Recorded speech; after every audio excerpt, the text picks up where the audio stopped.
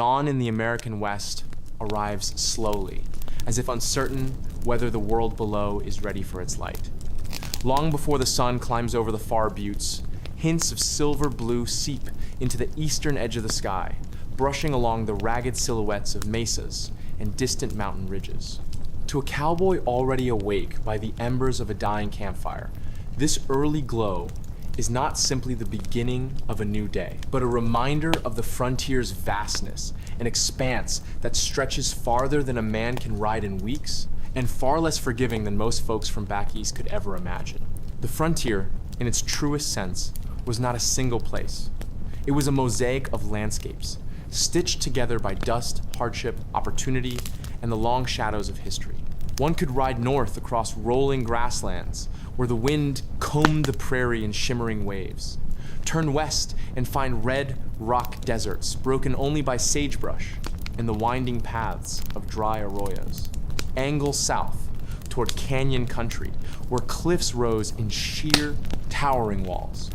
Or continue onward toward forests that blanketed mountain slopes thick with ponderosa, fir, aspen, and lodgepole pine. All of it, the open plains, the rugged uplands, the wooded highlands, was the West. All of it shaped the cowboy's day-to-day life.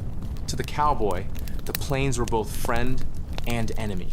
In places like the Llano Estacado, the Great Plains north of Texas, or the open prairies stretching up through Kansas and Nebraska, the land seemed almost without boundary. The horizon lay so far off that distances became illusions. What looked like a short ride away might take hours. What felt like a day's journey might pass under the hooves of a horse before supper. Grass was the currency of the plains. It fed the cattle, cattle fed the markets, markets fed the ranchers, and ranchers fed the economy that shaped the cowboy's work. The cowboy read this grass like a scholar reading old scripture, knowing which patches were sweet and green from a spring rain, which turned brittle and useless in summer drought, which held trace salts, dangerous to grazing animals, and which concealed prairie dog holes deep enough to break a horse's leg in an instant. The sky over the plains was a living thing. Clouds formed, scattered, and regrouped like armies on the march. Thunderheads rose miles high, dark at their base and glowing white above, building entire landscapes of their own. Rain might fall in sheets just a mile away, but never reach the cowboy riding beneath a bone-dry Sunday. Lightning strobed across the enormous bowl of the heavens, striking open ground with a fury strong enough to ignite brush fires that rolled for miles. Wind was constant, sometimes a gentle whisper that rolled through the buffalo grass, sometimes a screaming gale that drove sand into the eyes, ears, and clothing of any living thing caught out on the range. Cowboys learned to brace against it, to breathe through a bandana pulled high across their nose, and to ride low in the saddle when the gusts came unbroken from the north. Motion was a fact of life on the plains. Herds moved, storms moved, the cowboy moved, always forward, always somewhere else. Farther west, where the plains slowly gave way to red dirt and chalk-white stone, the cowboy rode into desert country. This was a land that asked for respect and gave little mercy. The sun here was not merely bright, but punishing. Shade was a memory more than a reality. Yet even within such brutal conditions, life clung with a stubborn tenacity. Sagebrush rolled across the desert floor in pewter-colored clumps, giving off an aroma the cowboy grew to love, sharp, earthy, calming. Prickly pear and cholla reached upward with spines designed to wound anything careless enough to press too close. Barrel cacti trapped precious water in their ribbed bodies, and yucca plants thrust tall flower stalks skyward, like triumphant banners resisting the desert's oppressive heat. Riding through desert country required vigilance. Dry creek beds could turn into deadly flash floods with no warning. Without a trained eye, a cowboy might pass right by a shallow hand-dug well that others before him had depended upon. Rattlesnakes warmed themselves on sun-baked rocks, blending perfectly with their surroundings. Scorpions tucked themselves into boots left out overnight. Even the sand could deceive. What looked like solid ground might conceal pockets of loose, ankle-deep dust capable of swallowing a horse's step. But for all its dangers, the desert offered a quiet serenity that cowboys often found themselves craving. Out here, sound carried for miles. A single horse's hoofbeat echoed like a drum. The calls of distant birds broke the stillness only occasionally. When night fell, the sky exploded with stars so bright and countless that no city-born traveler could believe they were real. Some cowboys worked near canyonlands, places where the earth had been carved over centuries by rivers and erosion into deep chasms, towering plateaus, and rock formations as tall as cathedrals. These landscapes were labyrinths of stone and shadow, with echoing walls that made even a soft-spoken voice rebound in unexpected ways. Navigating canyon country on horseback tested a cowboy's nerve. Trails were narrow, sloping, and unforgiving. Horses knew to step carefully. One misstep could send rider and mount tumbling into rocky gulches below. Water sources lay hidden in pockets of shade-cool pools in rock hollows where willows and cottonwoods thrived. The presence of greenery signaled life, safety, and rest in places otherwise barren. Coyotes sang at dusk, their calls bouncing between red cliffs. Eagles nested high on rocky shelves, gliding overhead with outstretched wings that cast fleeting shadows across the canyon floor. Bighorn sheep scrambled effortlessly across stone walls that no horse could possibly navigate. Canyonlands carried an air of sacredness. Indigenous nations, Navajo, Apache, Ute, Pueblo peoples, and many others, had lived in such places for centuries, carving symbols into rock faces, building dwellings in sheltered alcoves, and treating the landscape with deep reverence. Cowboys passing through these lands felt the weight of this history, even if they rarely understood it. Many spoke only in hushed tones while riding through canyon shadow, sensing they were guests in someone else's story. Few cowboys spent most of their time in high mountains, but many rode into them seasonally or for special tasks. These mountains, whether the Rockies, the Black Hills, or the rough ranges cutting through the Southwest, were both beautiful and brutal. In the summer, the mountains offered relief from the heat of the plains. Cool breezes whispered through pine forests. Clear streams ran down from melting snowpacks. Meadows burst with wildflowers, lupine, Indian paintbrush, columbine, and asters that dotted the landscape with brilliant color. Cattle grazed here in the warm months, fattening on the rich mountain grasses. But in the colder seasons, the mountains could turn hostile. Fog settled low in the valleys. Snowstorms arrived abruptly, blanketing trails and erasing tracks within minutes. Temperatures plunged so quickly that water froze inside canteens. Horses breathed clouds of steam into the air, snorting anxiously in the thin, icy atmosphere. Lightning storms rolled through mountain country with startling violence bolts, striking tall pines, splitting trunks, sending shards of wood flying like shrapnel.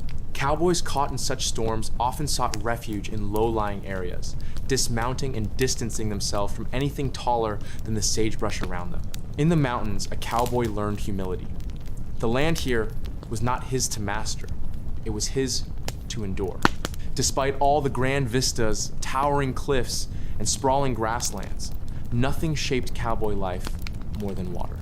Water, or the lack of it, dictated where cattle grazed, where herds traveled, where ranches were founded, and how long a cowboy could push onward before he needed to stop. River crossings during cattle drives were moments of anxiety. Even shallow-looking rivers could hide strong undertows that panicked cattle and swept riders downstream. Cowboys rode ahead, testing depth and current. Then they fanned out to guide the herd across in a controlled path. A single misstep could turn the crossing into chaos, a tangle of hooves, horns, and panic. Seasonal streams mattered, too. A spring-fed creek might run strong in April, but disappear entirely by July. Cowboys memorized the locations of reliable water holes, seep springs, and hidden pockets where fresh water pooled in shaded canyon walls. They shared this knowledge cautiously. Water was life, and life was not something to give away lightly in a land so unpredictable. The frontier teemed with wildlife, some helpful, some hazardous, all requiring respect.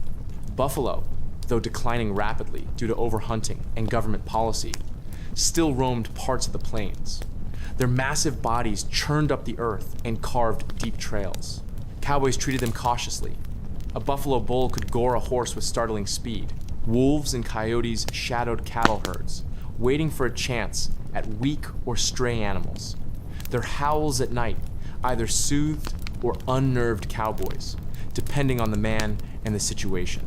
Bears, black bears, in most regions, and grizzlies farther north or west could tear into food supplies or spook horses if surprised. Cowboys learned to cook downwind of camp and store provisions high when possible. Mountain lions stalked cliffs and hillsides, rarely seen but always suspected when cattle went missing. Their silent presence made night watches tense.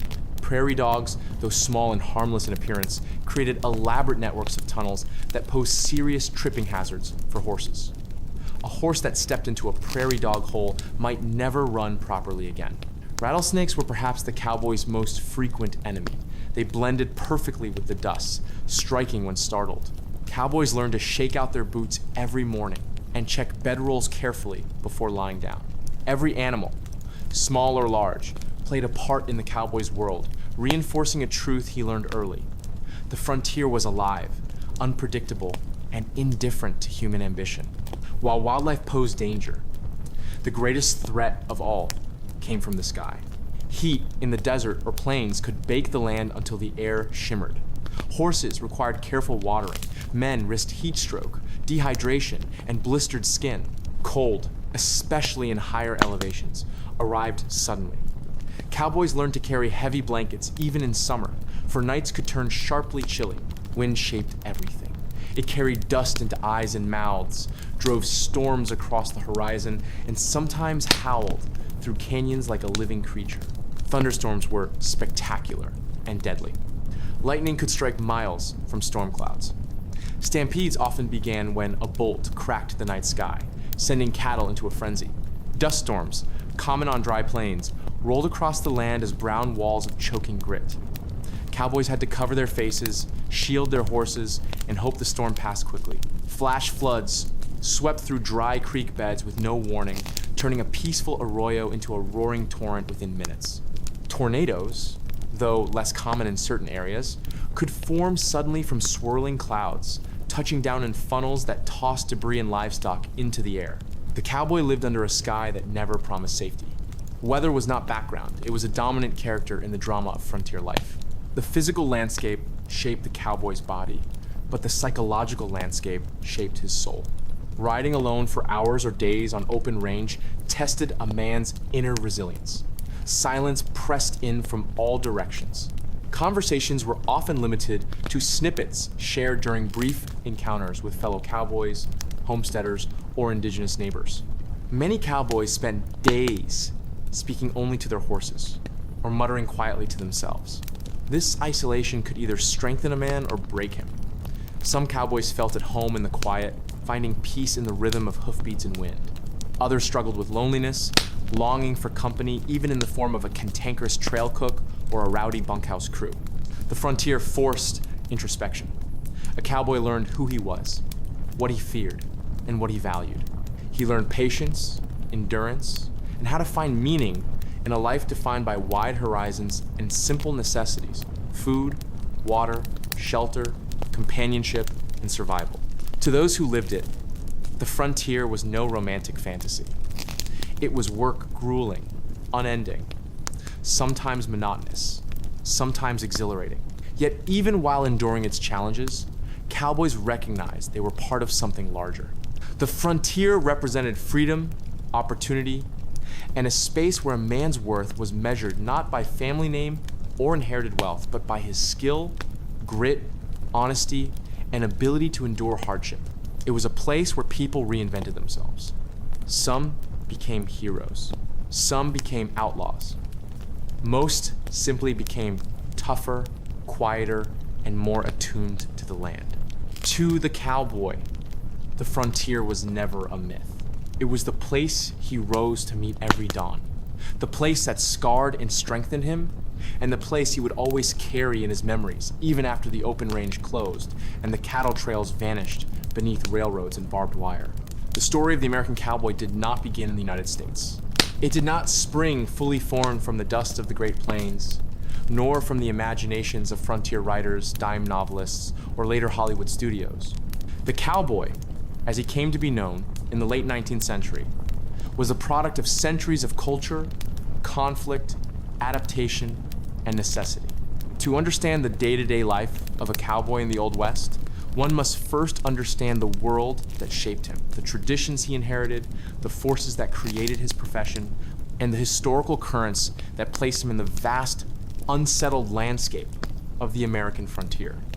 This history flows through many peoples: Spanish settlers, Mexican vaqueros, West African cattle handlers brought to the Americas through slavery, indigenous nations who lived on the plains long before European contact, and the waves of American settlers who carried their own agricultural practices westward. The cowboys' methods, clothing, tools, and mindset all grew from this cultural mixture. Nothing about the cowboy was accidental. Every habit, every piece of gear, every technique was born of necessity and passed down through generations. The earliest root of the American cowboy reaches back to Spain. For centuries, Spanish herdsmen worked cattle on large ranchos, using skills that would later prove essential on the other side of the world. When the Spanish colonized the Americas in the 1500s, they brought with them horses, cattle, and methods of livestock handling, unlike anything practiced by the indigenous peoples of the region. These Spanish practices took deep root in Mexico. Skilled horsemen vaqueros developed an approach to cattle management that balanced precision, horsemanship, and rugged endurance. Vaqueros rode with long stirrups, used rawhide riadas, ropes, for lassoing, and developed saddles designed for stability during heavy cattle work. They wore wide sombreros for sun protection, leather leggings to guard against thorns and brush, and spurs that communicated subtle commands to their horses. From northern Mexico, this tradition spread gradually northward into Texas, New Mexico, Arizona, and California, long before these territories became part of the United States. Vaquero culture was not merely an influence on the cowboy, it was the foundation. Nearly everything the cowboy used, from his saddle to his rope, from the design of his boots to the style of his hat, came directly or indirectly from vaquero innovations. In fact, many cowboy terms are derived from Spanish. Lariat, from lariata, the rope; rodeo, rounding up; chaps, from chaparreras; buckaroo, an anglicized form of vaquero; mustang, from mustango, stray cattle or horse. The vaquero did not disappear when American settlers arrived. Instead, many vaqueros became hired hands on early Anglo-owned ranches. They passed down their skills directly to later generations of American cowboys, both white and black, who worked alongside them.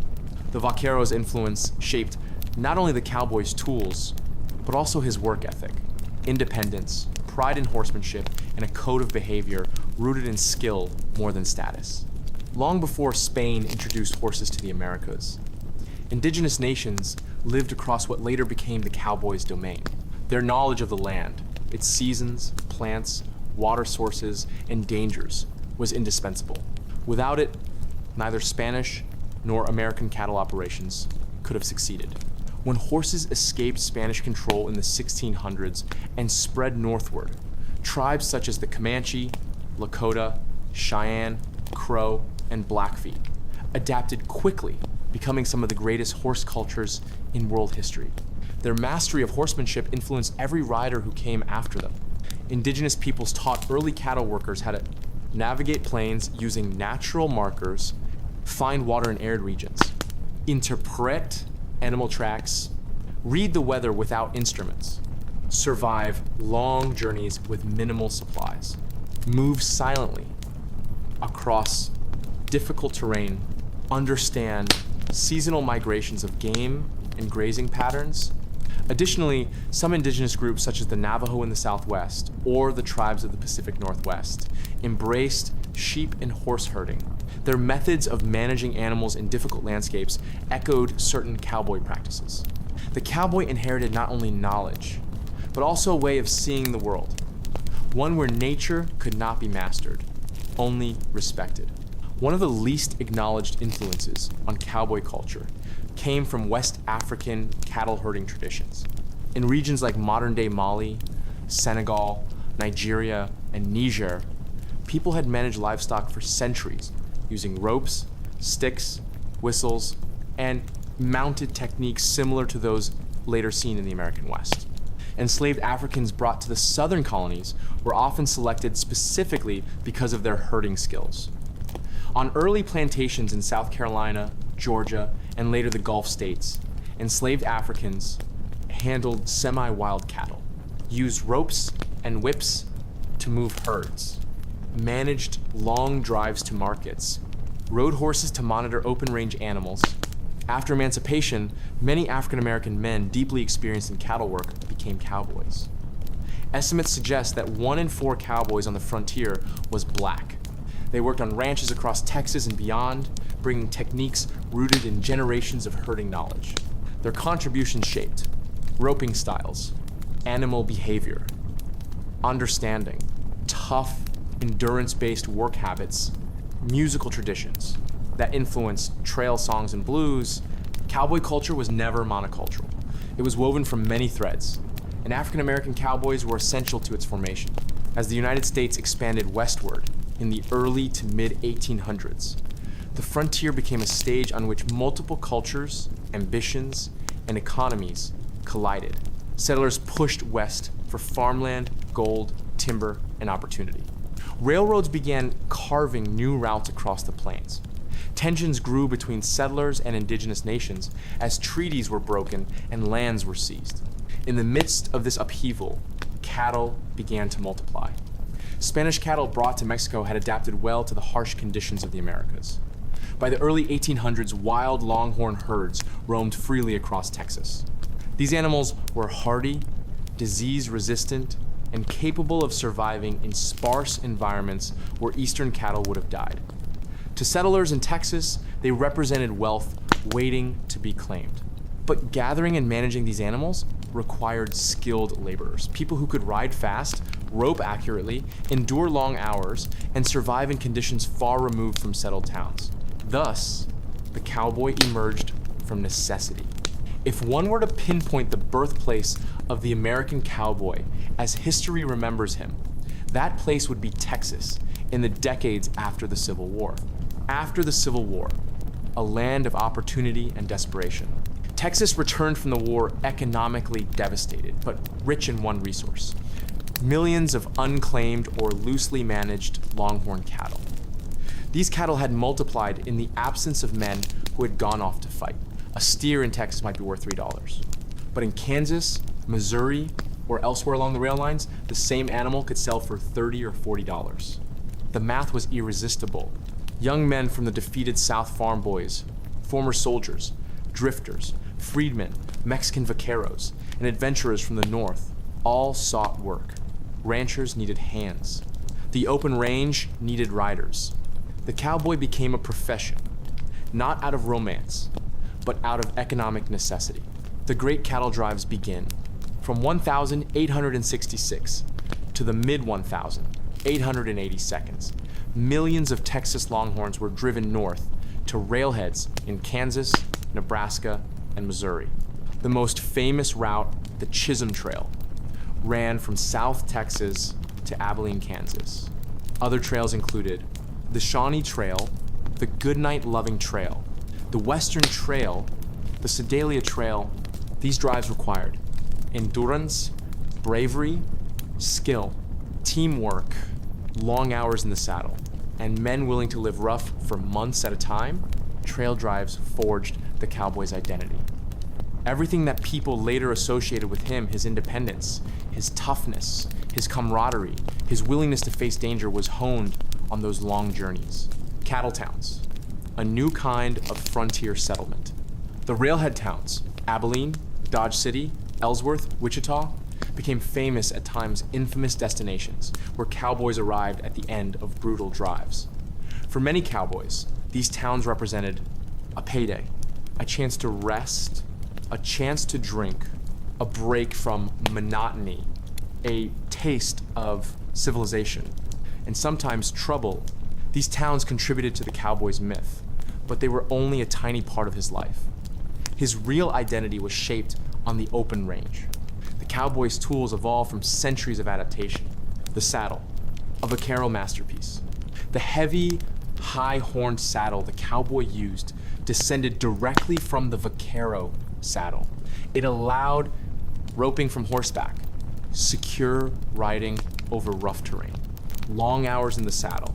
Its design was perfect for the work. Even modern Western saddles retain its defining features. The rope, rawhide riatas were first, later replaced by hemp and other fibers in the US. The rope was the cowboy's most essential tool after his horse, and its use came straight from vaquero tradition. Clothing with purpose, chaps, wide-brimmed hats, boots with high heels for stirrups, gloves, kerchiefs, all evolved for practicality. Nothing was ornamental. Everything served a purpose shaped by history and environment. Firearms. While movies exaggerate the cowboys' reliance on guns, firearms were still important tools. Revolvers were used primarily for protection from predators, signaling during drives. Last resort, self-defense. Rifles had more practical purpose for hunting or defense against dangerous wildlife or rustlers. These tools were not symbols of violence. They were necessities of frontier survival. 7. Ranching empires and the open range. As cattle drives grew profitable, ranching expanded across Texas, New Mexico, Colorado, Wyoming, and Montana. Huge ranches, some covering thousands of square miles, emerged. Open range management. Before barbed wire, cattle roamed freely across unfenced land. Cowboys had to locate herds, brand them, move them seasonally, rescue strays, protect them from predators, maintain water access. This system required constant vigilance. Cowboys rode tens of thousands of miles over their lifetimes, simply because the land demanded it. Branding. Identity in a land without fences. Branding was essential to distinguish one ranch's cattle from another's.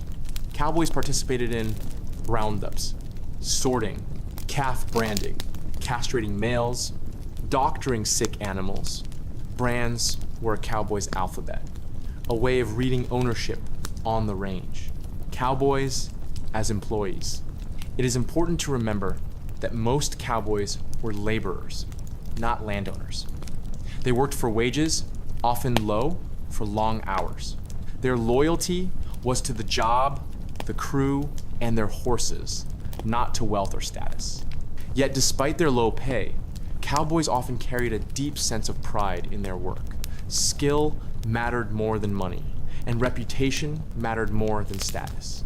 The cowboys' work was shaped by hardship, brutal heat of freezing nights, storms, estampidas, long hours, isolation, low pay, constant physical danger.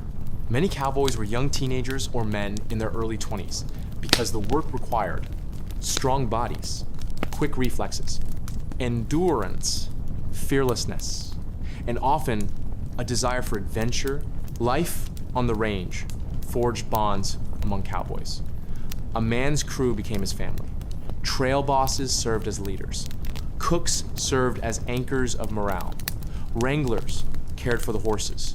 Point riders, flank riders, and drag riders worked together as a unit. The hardships were constant, but so was the camaraderie. By the mid-1882s, the era that shaped the cowboy most clearly was already ending. Barbed wire, the fence that closed the frontier. Invention of barbed wire in the 1870s allowed ranchers to fence off their land cheaply. Within a decade, the open range was disappearing. Fences blocked old cattle trails.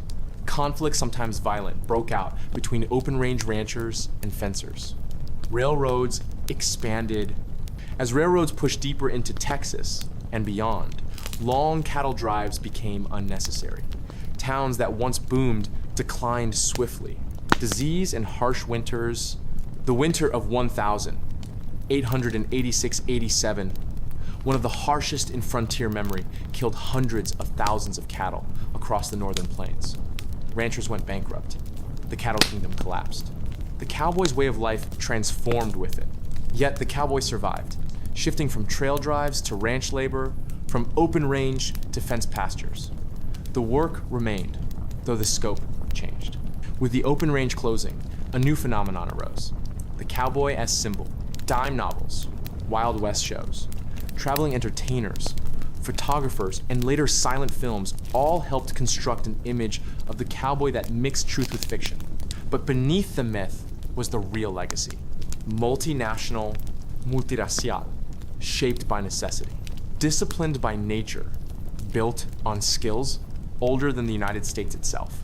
The cowboy became a symbol for American independence, but his roots extended far beyond American soil.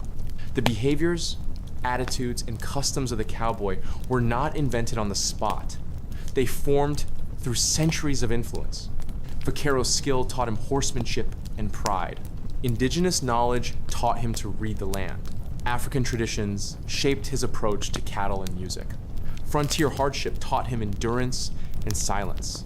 Open-range economics taught him self-reliance. Trail life taught him teamwork and hierarchy.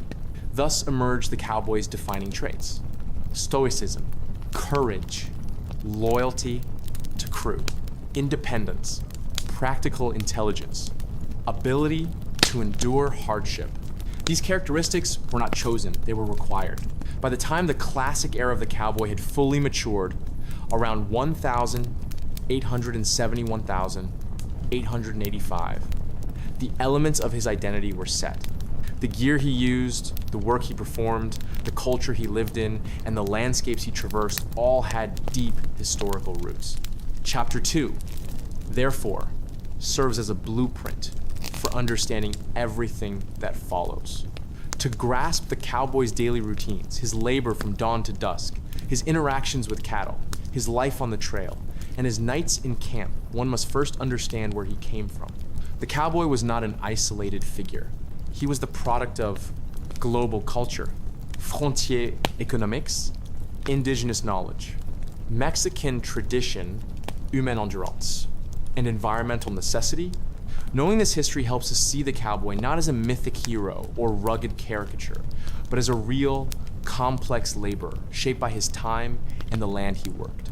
In the chapters ahead, we move from origins to daily life into the tools, skills, and routines that defined every cowboy's existence. A cowboy's life depended on his tools. Some he carried in his hands, some he packed in his saddle, some he strapped around his waist, and some he wore in his body every waking hour. To outsiders, cowboy clothing might look symbolic: boots, hats, chaps, spurs, but every piece was born from necessity. Nothing was ornamental. Everything served a practical purpose, shaped by terrain, climate, tradition, and the physical demands of the job. In the Old West, clothing was more than attire. It was equipment. It shielded a cowboy from heat, cold, dust, thorn brush, storms, and animal hazards. It helped him survive long days in the saddle and longer nights on the trail. It protected him from saddle sores, rope burns, biting insects, rattlesnakes, and unpredictable cattle. It even conveyed subtle information about where he worked, who trained him, and what kind of tasks he performed. Cowboys rarely owned much, but what they did own had to endure brutal conditions. If a garment or tool tore, broke, or failed, there might not be a replacement for hundreds of miles. Thus, the cowboy's gear tells us as much about his daily life as any story of trail drives or roundups. Perhaps no symbol of the cowboy is more iconic than his hat. Yet the hats worn in the early days of the frontier were not always the wide-brimmed cowboy hats known today.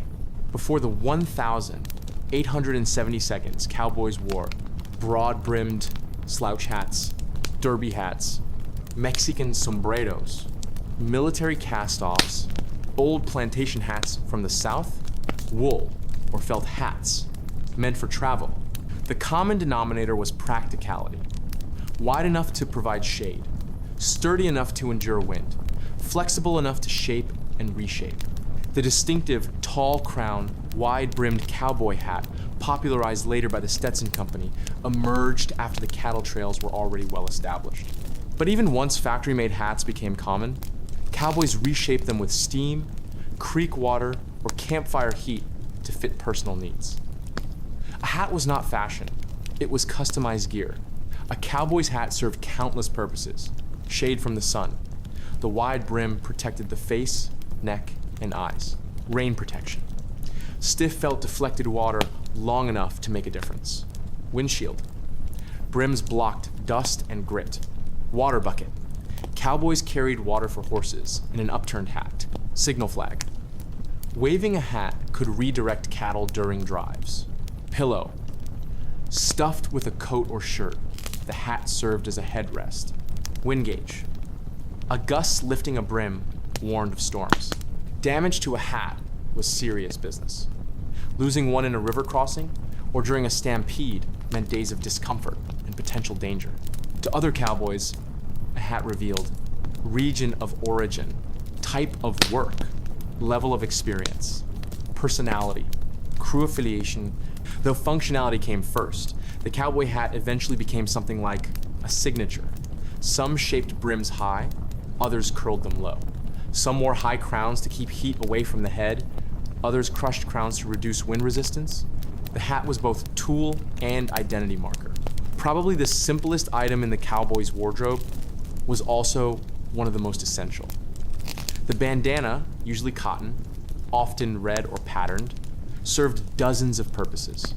On cattle drives, especially in the drag position behind the herd, dust rose in suffocating clouds. A bandana pulled over the nose and mouth acted as a primitive respirator, filtering dust and preventing lung irritation. Many cowboys ended long drives with chronic coughs, but the bandana was the only defense they had. Cowboys tied bandanas around the neck to prevent sunburn, soak in water for cooling, block windburn.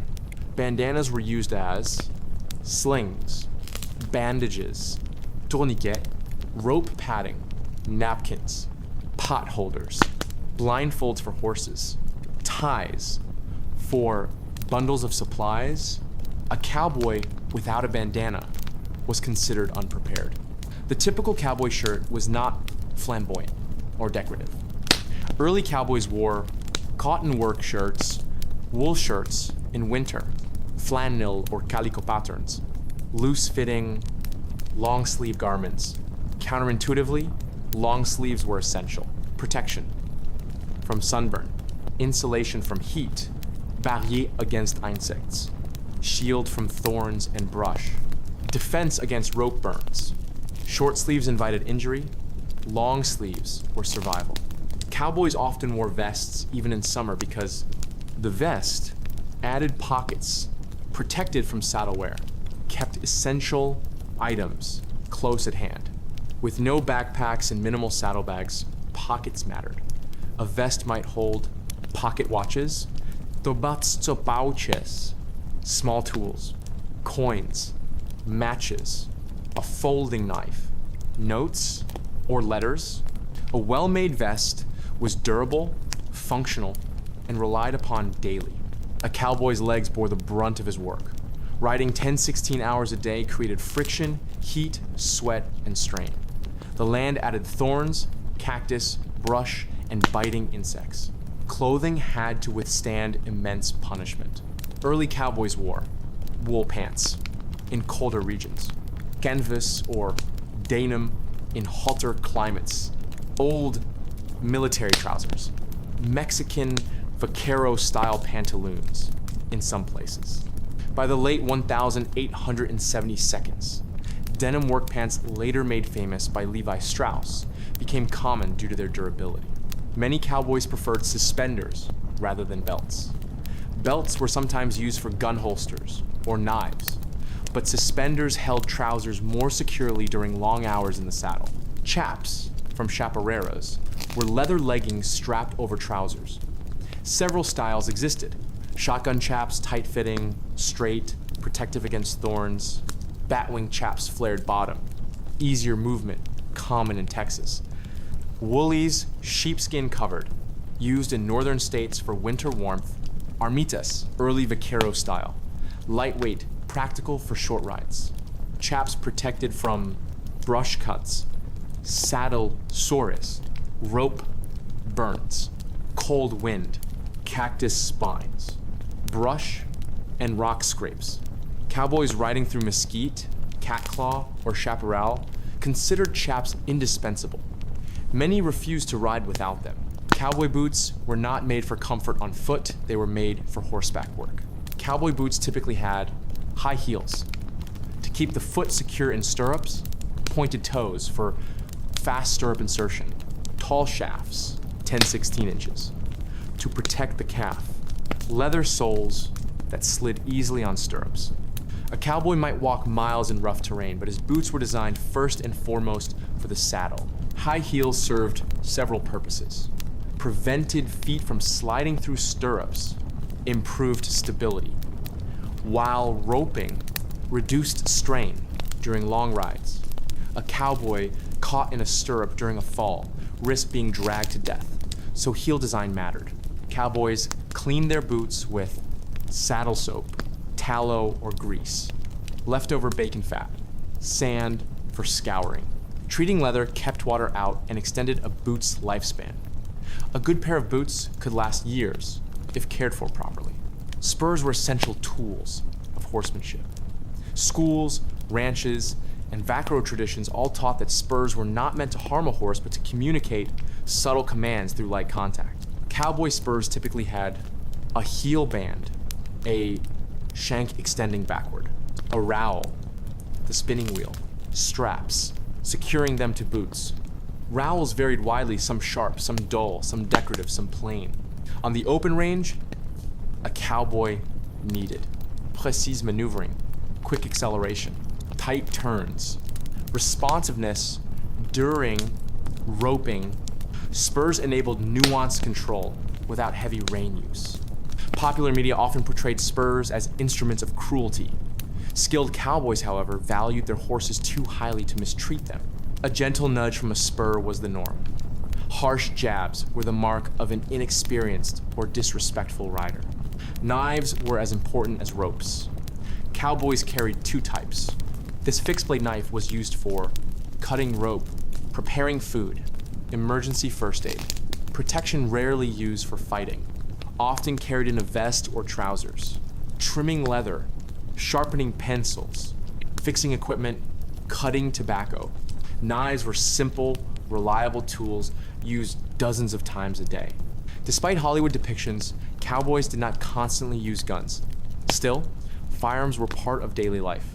The average cowboy might carry a Colt Single Action Army revolver, a Remington pocket pistol, or no gun at all. Many ranchers discouraged employees from carrying guns to avoid conflict in cattle towns. More practical than pistols, rifles were used to. Hunt small game, scare off predators, protect the herd during threats. Winchester lever-action rifles became iconic due to their reliability. Cowboys spent far more time repairing fences or tending cattle than firing guns. Ammunition was expensive, guns were tools of last resort.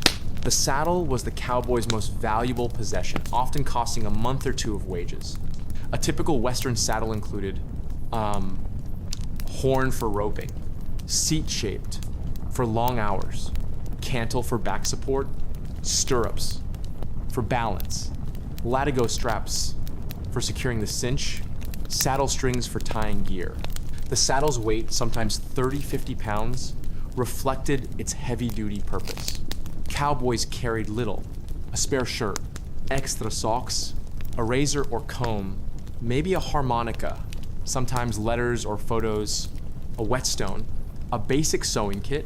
The bedroll held blankets, a slicker, and whatever was necessary to survive the night.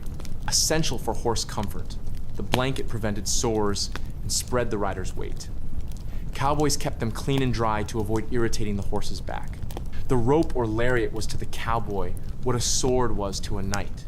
It symbolized skill and survival. Early lariats were rawhide rietas, braided and durable, later hemp or cotton ropes, eventually manila and other fibers. Lengths ranged from 35 to 60 feet. The lariat was used for catching cattle, tying animals, dragging logs, securing gear, controlling horses, performing ranch chores. Every cowboy could rope. Great cowboys could rope from any angle, at speed, under pressure. A cowboy's reputation often rested on his roping ability. Trail bosses chose lead riders based on how well they handled rope and horse together. The slicker, or oilskin coat, was a cowboy shield against rain and wind.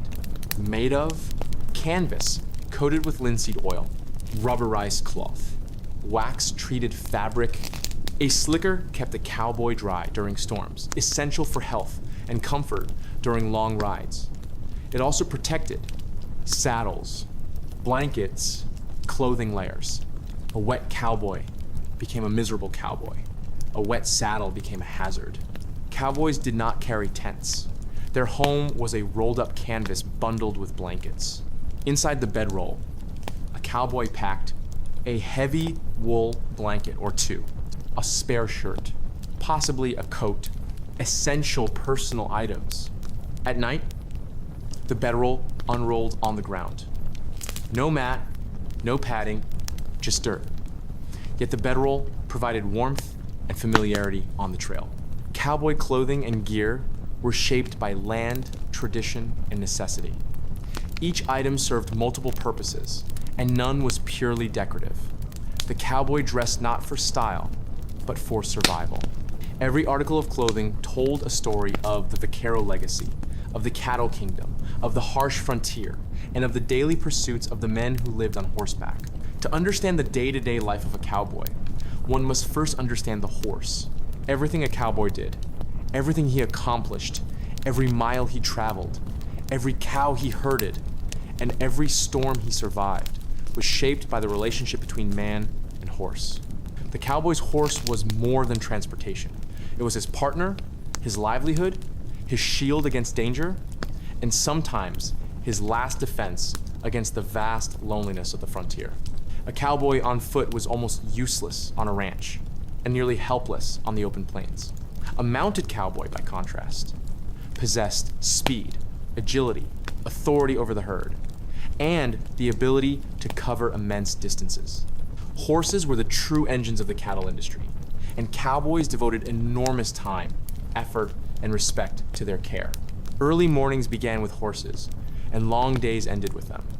A cowboy might switch between several mounts in one day, because cattle work demanded constant movement at various speeds. No horse, no matter how well trained or robust, could endure 16 hours of continuous riding. Ranch owners maintained remudas, small herds of saddle horses, from which each cowboy selected his daily string. These strings were assigned through a combination of seniority, skill, ranch hierarchy, and sometimes simple luck. Experienced riders received horses with more spirit and speed, while newer hands were given calmer mounts. But even seasoned cowboys encountered unpredictable or green-broke horses that required patience, strength, and an understanding of equine instincts. Every horse was different. Some were smooth, tireless travelers. Others were nervous, quick to spook, or inclined to test their rider's resolve from the first minute in the saddle. Morning chores began with catching one's assigned mount. There were days when the remuda milling in the gray dawn looked calm and cooperative. On other mornings, horses shied away, dodged the rope, or scattered as soon as the wrangler approached. A cowboy had to rope his horse from a distance, pull it from the mass of shifting bodies, and secure it without causing a commotion. This ritual, repeated thousands of times across the cattle frontier, forged discipline and skill. Once caught, the cowboy began the process of saddling. Every movement had its rhythm, placing the blanket smoothly so it wouldn't wrinkle beneath the saddle, lifting the saddle high enough to clear the horse's back without scraping, tightening the cinch gradually so as not to alarm the animal, and adjusting stirrups so the rider's legs would be balanced during long hours of work. Saddling was not rushed. A misplaced blanket could rub the horse raw. An uneven cinch could slide the saddle dangerously. A misjudged stirrup length could exhaust the rider or reduce control. When the saddle was finally secure, the cowboy tested the horse's mood. Some horses stood patiently, ears forward, head low, ready for the day. Others shifted restlessly, pinned their ears, or rolled their eyes white in warning. The cowboy learned to read these subtle signals. A horse that fidgeted might be anxious. A horse with a rigid back and uncertain steps might be sore from the previous day's work. An experienced cowboy adjusted his own behavior accordingly, mounting gently or firmly depending on what the horse needed. Riding itself was a constant dialogue between horse and rider. The cowboy communicated through weight shifts, rein pressure, leg cues, and voice tones. A slight tightening of the legs meant speed. A shift of weight meant direction. A loosened rein encouraged relaxation, while a firmed rein meant business. The cowboy never stopped listening to the animal beneath him. He felt its breathing, sensed its fatigue, anticipated its reactions to sudden noises or movements.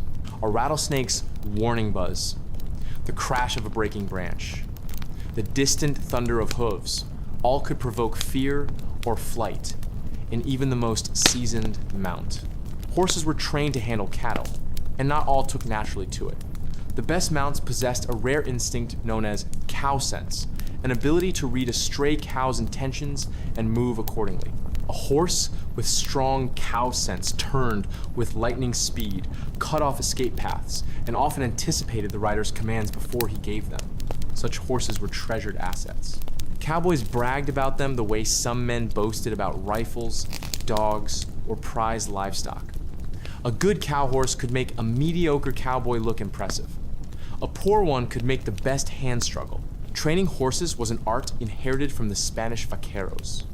Techniques varied from ranch to ranch, but all relied on patience, gradual exposure, and repetition.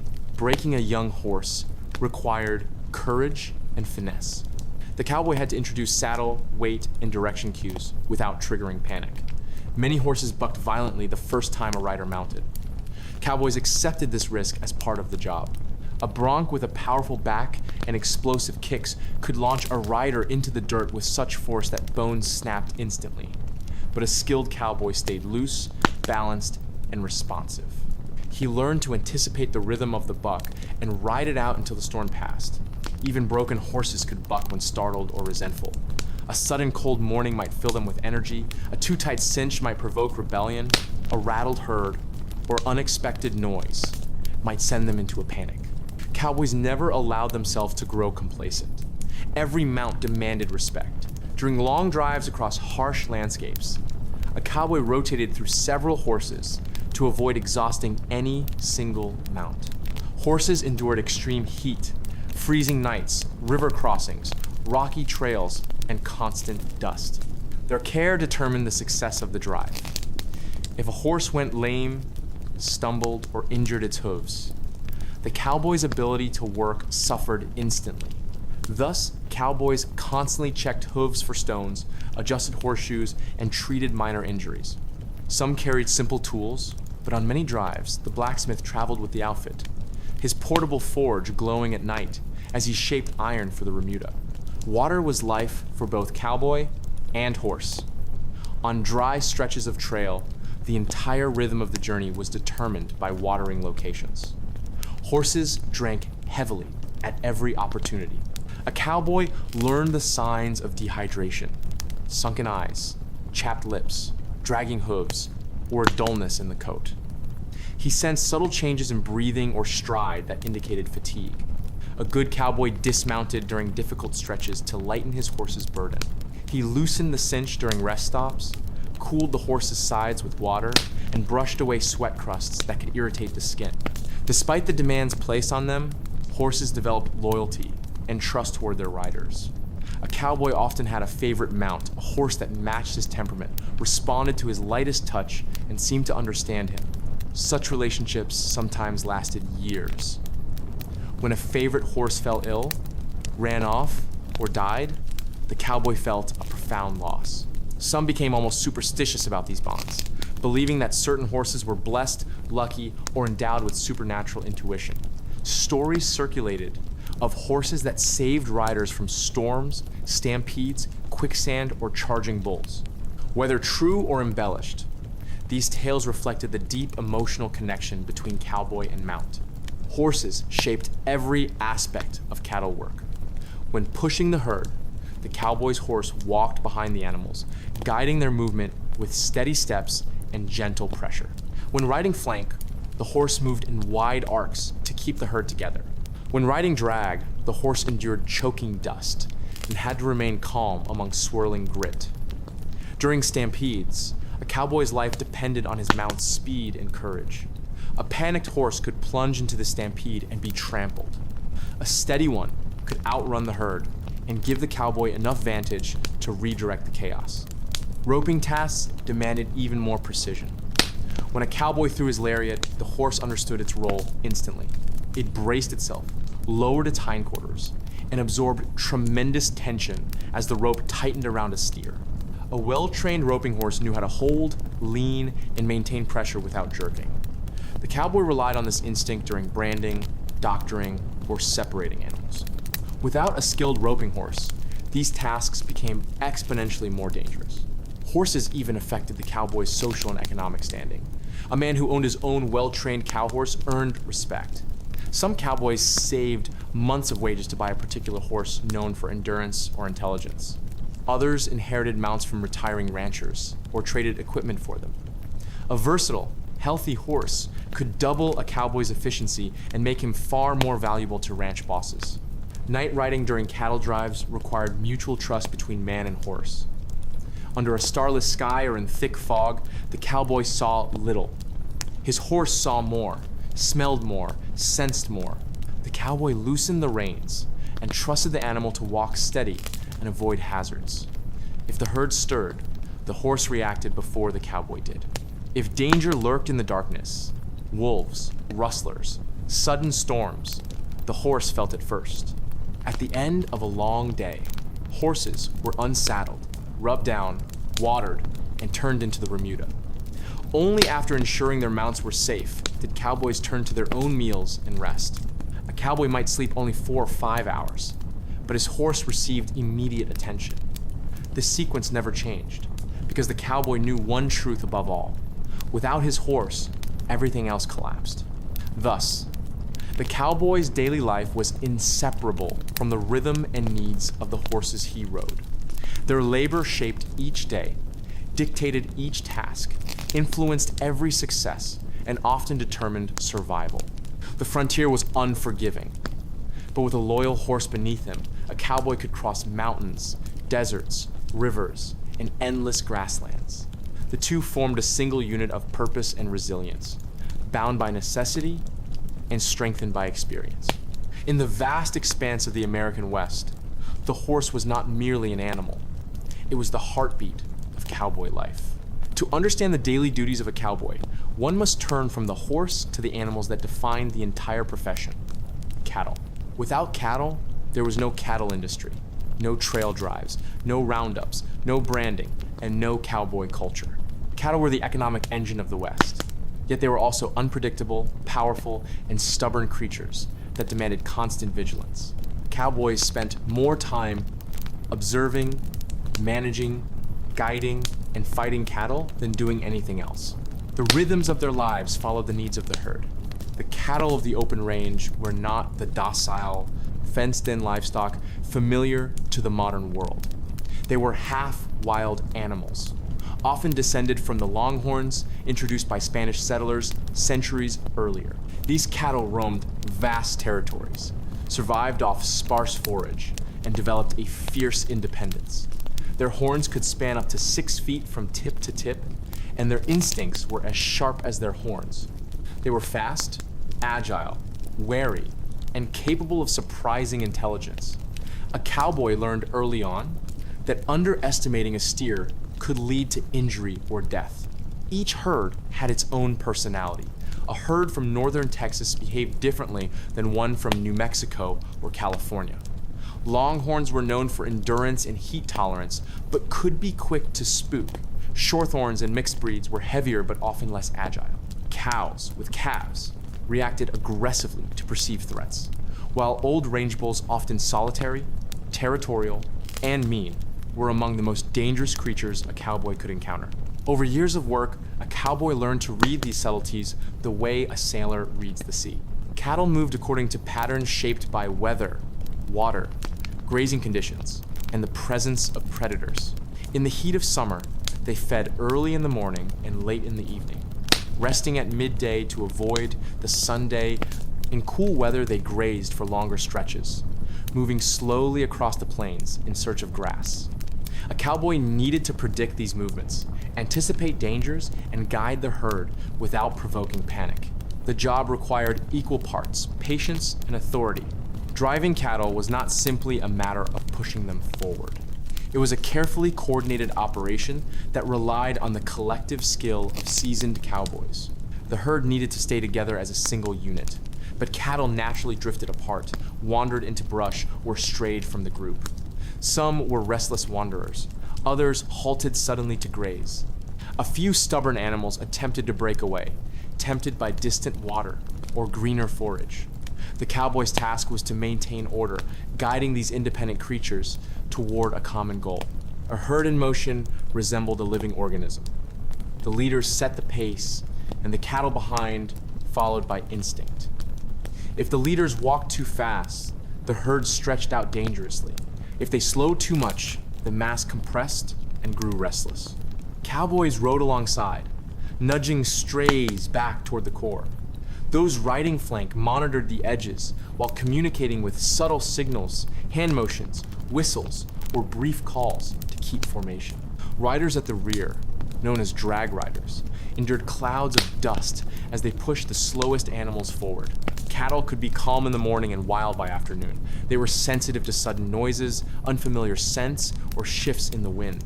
A rattling wagon, a flash of lightning, or even a cowboy's misplaced whoop could trigger panic. Every cowboy feared the same event, a stampede. When cattle stampeded, they did so with the force of a natural disaster. The ground shook beneath thousands of hooves, the air filled with dust, the sound like thunder rolling endlessly. Cowboys scrambled to mount their fastest horses, racing alongside the herd, trying to turn the leaders in a wide arc. If the leaders could be convinced to circle, the stampede could spiral into a manageable milling motion and eventually stop.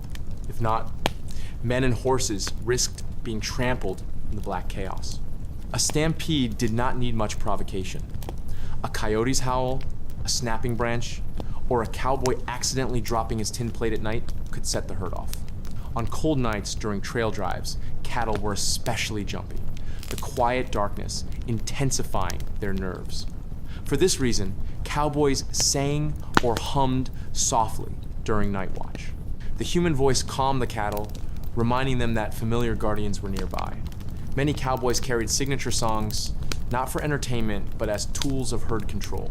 A steady, rhythmic voice could soothe thousands of restless animals better than any command. But cattle pose more everyday challenges than dramatic stampedes. During roundups, cowboys worked in teams to gather scattered cattle across miles of open land. Some were found grazing peacefully, others hid in gullies or brush-filled ravines. Cattle trapped in dense mesquite or thick chaparral were particularly difficult to extract. The brush tore at a cowboy's clothes and skin, and horses often balked at entering such tangled terrain.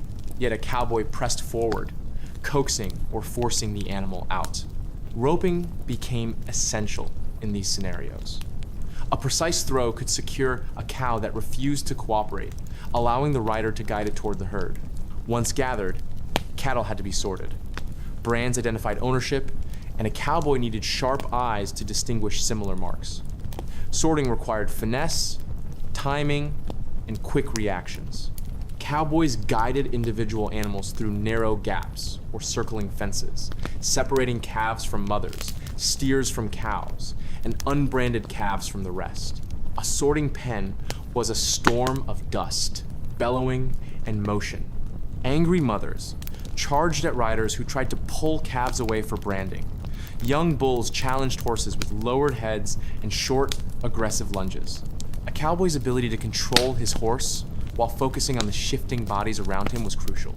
Branding itself was a difficult, intense operation that defined ranch ownership. Calves were roped, dragged, and held down by teams of cowboys while ranch hands applied red-hot irons. The animal bellowed and kicked. The smell of burning hair filled the air, and cowboys worked quickly to minimize suffering. Branding required courage and coordination. A misstep could mean a rope burn, a kick to the ribs, or a horn to the thigh. Yet branding was essential to prevent theft and confusion, especially on the open range. Cattle brought wealth to ranchers, but they also attracted predators and thieves. Cowboys faced wolves, coyotes, mountain lions, and occasionally bears. Predators usually targeted calves or weakened animals. Cowboys rode perimeter patrols, especially at night, listening for disturbances. They carried rifles not for glory, but for necessity. A wounded predator could become more dangerous than a healthy one, and tracking such animals across rocky terrain demanded patience and grit. Rustling was a constant threat. Thieves worked in small groups, stealing cattle under cover of darkness and driving them across remote terrain.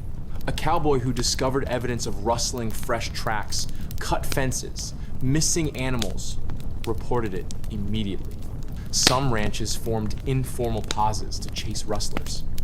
Others relied on local lawmen, though many jurisdictions were too sparse and underfunded to offer consistent protection. Cowboys had to remain vigilant, watching for suspicious riders or signs of tampering with brands. Daily life among cattle also involved constant attention to the land. Water levels in streams and tanks dictated grazing patterns. Overgrazed areas had to be avoided or rested. Calves sometimes fell into gullies or got trapped in mud pits near watering holes. Sick or injured cattle required roping and treatment. A cowboy had to be a veterinarian as well as a rider. He treated wounds, removed thorns, cleaned infections, and occasionally performed rudimentary surgeries, all with minimal equipment. Cattle had individual quirks. Some older cows became leaders, calm and reliable, guiding the rest of the herd naturally. Others were chronic troublemakers, jumping fences, wandering away, or challenging horses. There were steers that remembered being roped and reacted violently at the first sign of a lariat. Some bulls seemed born with a grudge, snorting and pawing the ground whenever a cowboy approached. Cowboys learned to recognize these personalities and adjust accordingly. The daily bond between cowboy and cattle was not affectionate in the way one might bond with a horse or dog. Rather, it was a relationship based on respect, observation, and understanding. Cowboys did not expect gratitude from cattle, nor did they receive any. But they recognized the animals as the foundation of their livelihood. Every sunrise brought new challenges, from guiding the herd to fresh pasture to protecting it from threats. Every sunset brought a sense of relief when the herd settled safely for the night. The cattle were more than background to cowboy life. They were the heart of it. Their behavior shaped the cowboy's tasks, their needs structured the cowboy's schedule, and their unpredictability defined the cowboy's risks. To work cattle effectively required courage, instinct, physical endurance, and an almost meditative awareness of animal behavior. A cowboy's reputation was built on his skill with the herd. A man who handled cattle calmly, efficiently, and safely earned the respect of his peers. A man who aggravated the herd or acted rashly became a liability. Through decades of work on the open range, cattle taught cowboys patience, humility, and resilience. They demanded vigilance, rewarded consistency, and punished carelessness. In every sense, cattle shaped the cowboy's life more profoundly than any other force on the frontier. They determined his daily duties, tested his skills, and dictated the very rhythm of the West. And in return, the cowboy carved an economy, a culture, and a legend from the backs of the herds he guided across the endless plains. Cowboy life followed a rhythm older than the ranching industry itself, a rhythm dictated by land, weather, livestock, and the movement of the Sunday. While each day brought new challenges, the structure of a cowboy's routine remained remarkably consistent across states, decades, and ranches.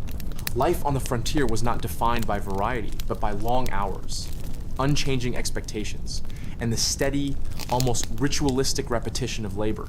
Within that repetition, however, lay the subtle complexities that only an experienced cowboy could navigate.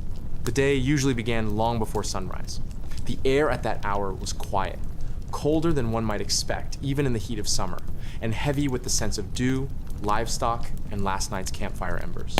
Cowboys woke to darkness, often rolled out of their blankets with stiff joints and sore muscles, muttering to themselves or to the horses stirring nearby. They moved slowly at first, minds still fogged with sleep, hands searching instinctively for hats and boots. The prairie was silent, except for the distant lowing of cattle and the soft nicker of horses shifting their weight in the remuda. As the cowboys rose, the world around them seemed to rise with them. Coffee was the first priority. The camp cook had the fire crackling well before the hands stirred, for his own routine began even earlier. Cowboys gathered near the wagon, warming themselves as they waited for their tin cups to fill. The cook often worked in silence, but he possessed a unique authority in camp. His temper could sour the entire outfit, while a good-natured cook could make even the hardest days bearable.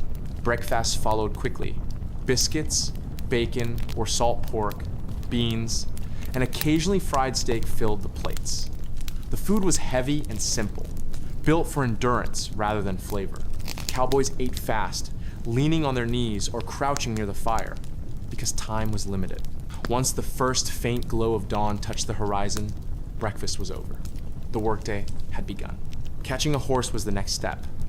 As the sky lightened, the remuda milled quietly under the watch of the wrangler. Cowboys selected the horse they would ride for the morning, usually one from their assigned string. Though the day's duty sometimes required specific mounts, some horses approached willingly, lowering their heads as the cowboy slipped a rope around their neck. Others shied away, testing the cowboys' patience long before the saddle hit their backs. The relationship between cowboy and horse revealed itself in these early moments. A gentle word, a calm touch, and a steady hand could coax even a restless mount toward cooperation. The cowboy saddled quickly but carefully, ensuring the blanket lay flat. The cinch sat snug but not cruelly tight, and the stirrups were perfectly aligned. With that done, he mounted, settling into the familiar creak of leather, and rode out toward the herd. The first task of the day was usually checking the cattle. The herd might have slept peacefully or wandered overnight. It might have grown restless during the dark hours, stirred by coyotes, distant thunder, or shifts in the wind.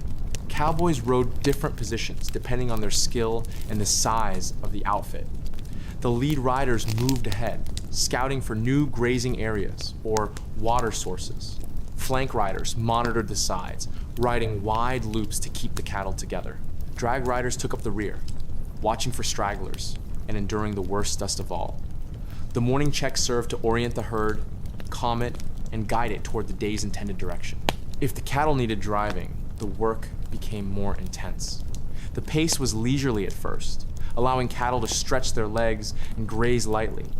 Too much speed risked overheating or agitation. The best drives were unhurried, directed more by subtle influence than force. Cowboys rode at angles, adjusting their position to steer the herd without startling it. A low whistle, a sharp call, or a gentle swing of the reins communicated everything necessary. The cattle responded to tone and posture rather than words. Cowboys spoke to them the way sailors spoke to the sea, not expecting comprehension, but knowing that calm, steady presence mattered. By late morning, the sun rose high enough to bring heat. Summers on the plains could scorch both man and animal. Cowboys often paused at watering holes, allowing the herd to drink while they refilled their canteens. Horses breathed heavily, sweat darkening their coats. The men used this time to stretch their legs, adjust their gear, or rest briefly in whatever shade they could find, though the shade of the prairie was often no more than the narrow shadow of a horse. Once the herd finished watering, the drive resumed. The noon hour offered no respite. Work continued through the hottest part of the day. Lunch, when available, was simple and eaten on horseback or during brief halts. Cold biscuits, jerky, and leftover breakfast were common. Cowboys rarely complained they needed calories, not comfort. They chewed while keeping one eye on the cattle and the other on their surroundings. The land itself demanded constant vigilance. Prairie dog holes, hidden gullies, quicksand patches, thorn brush, and sudden river drop-offs could endanger cattle and horses alike. A cowboy had to be half scout, half shepherd, reading the terrain with practiced intuition. Afternoons were often the most grueling. The heat intensified. Horses tired. The cattle grew irritable. Dust hung in the air, coating, clothing, mustaches, and eyelashes. Tempers among the men sometimes flared, Though good outfits maintained strict discipline, bickering in the saddle could cause costly mistakes. During these long hours, cowboys alternated riding positions and switching horses if necessary. A fresh mount restored energy and precision, especially when the cattle required tighter control or when a difficult chase loomed ahead. If the herd reached its grazing grounds for the day, the evening chores began. The cattle needed to settle before nightfall. Cowboys rode slow circles around the herd, keeping it compact and calm. A well-handled herd would mill briefly before bedding down. The cowboys then turned their horses toward camp, grateful for the approaching rest, but still vigilant. The day's work was not over yet. Back at camp, unsaddling came first. A cowboy cared for his horse before he cared for himself. Saddles were removed, blankets shaken out, cinches loosened, and horses rubbed down. Some ranches provided grain, but most horses fed on whatever grass was available. Once the horses were tended, the cowboys cleaned their gear, checking ropes for fraying, oiling leather, sharpening knives, adjusting tack. These small tasks prevented catastrophic failures during the next day's work. Supper was a welcome reward. The cook's evening meal might include beef, stew, sourdough biscuits, or beans simmered for hours. Cowboys gathered around the fire, comparing experiences of the day, sharing jokes, or discussing the weather with near mystical seriousness. Weather was not idle conversation. A distant storm could alter plans for days. High winds forecasted trouble. A rapid temperature drop meant the cattle might grow restless at night. If it was a night when the herd required guarding, cowboys took turns standing watch. Each shift lasted a couple of hours, though the hours felt longer in the dark solitude. The cowboy rode slowly around the sleeping cattle, humming or singing softly. These songs were never shouted. They were low, repetitive, comforting to both cattle and cowboy. The herd dozed, the cattle forming dark shapes against the faint moonlight. The cowboy's horse walked with deliberate calm, ears alert for any sudden movement. A startled animal could trigger a chain reaction. The night rider's job was to prevent that from happening. When the shift ended, the cowboy returned to camp and slipped into his bedroll. His sleep was rarely deep. The ground was hard. The nights were cold or stifling. Coyotes howled. Insects buzzed. Horses shifted restlessly. Yet exhaustion provided its own comfort, dragging the cowboy into a brief but restorative slumber. And then, just a few hours later, the routine began again. Dawn crept over the horizon. Coffee boiled. Horses waited, cattle stirred. The cowboy rose, stiff and weary, but ready. For all its monotony, the work offered a strange satisfaction. Each day achieved something tangible. Every task mattered. The cowboy's routine was the backbone of cattle ranching, the quiet engine that drove the entire frontier economy. The open range demanded constancy, discipline, and endurance. To outsiders, the days may have seemed repetitive, but to those who lived them, each dawn brought new tests hidden beneath familiar rituals. The cowboy's routine was not merely a schedule. It was a way of life shaped by necessity, refined by hardship, and remembered long after the last trail drive vanished into history. To understand a cowboy, one must first understand his horse. The two were inseparable, bound together by necessity, trust, and routine. A cowboy without a horse was as helpless as a sailor without a ship. The horse was transportation, tool, companion, and lifeline, often determining whether a cowboy survived the many dangers of the open range. Ranch owners might have owned the cattle and land, but the horse was the cowboy's personal domain. It was not uncommon to hear two cowboys argue for an hour about the temperament of a certain gelding, the endurance of a particular mare, or the intelligence of a favorite cutting horse. Discussions about horses carried as much weight as any other subject in ranch life because everything the cowboy did depended on the animal beneath him. The day always began with horses, and often ended with them too. Cowboys were assigned a string, a group of horses chosen to match their riding style and skill. A good string could make a cowboy season productive and even enjoyable. A bad one could turn every hour into a wrestling match.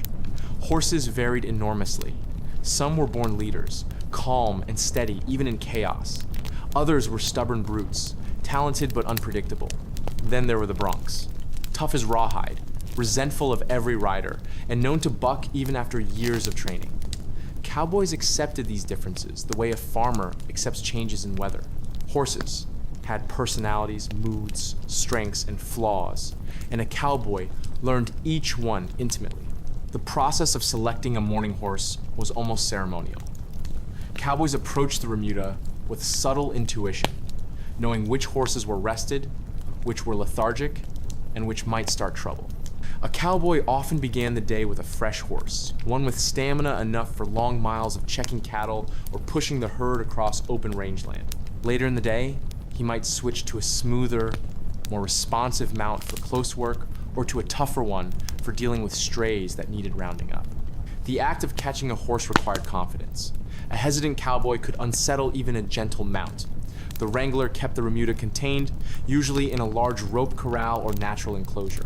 As cowboys stepped inside, the horses moved with restless energy. Dust swirled. Hooves thudded.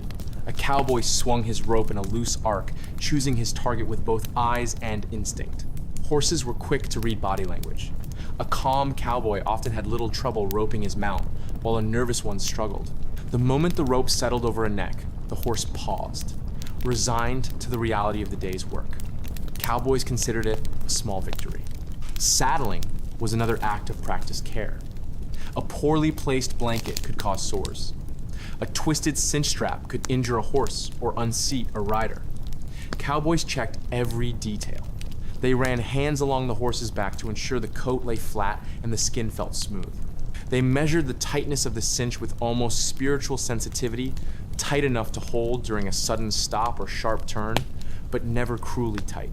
A cowboy who mistreated his horse quickly earned a reputation, and few reputations were harder to shake. Once saddled, the cowboy mounted in one fluid motion. A horse could feel the rider's weight, his balance, and even his emotional state.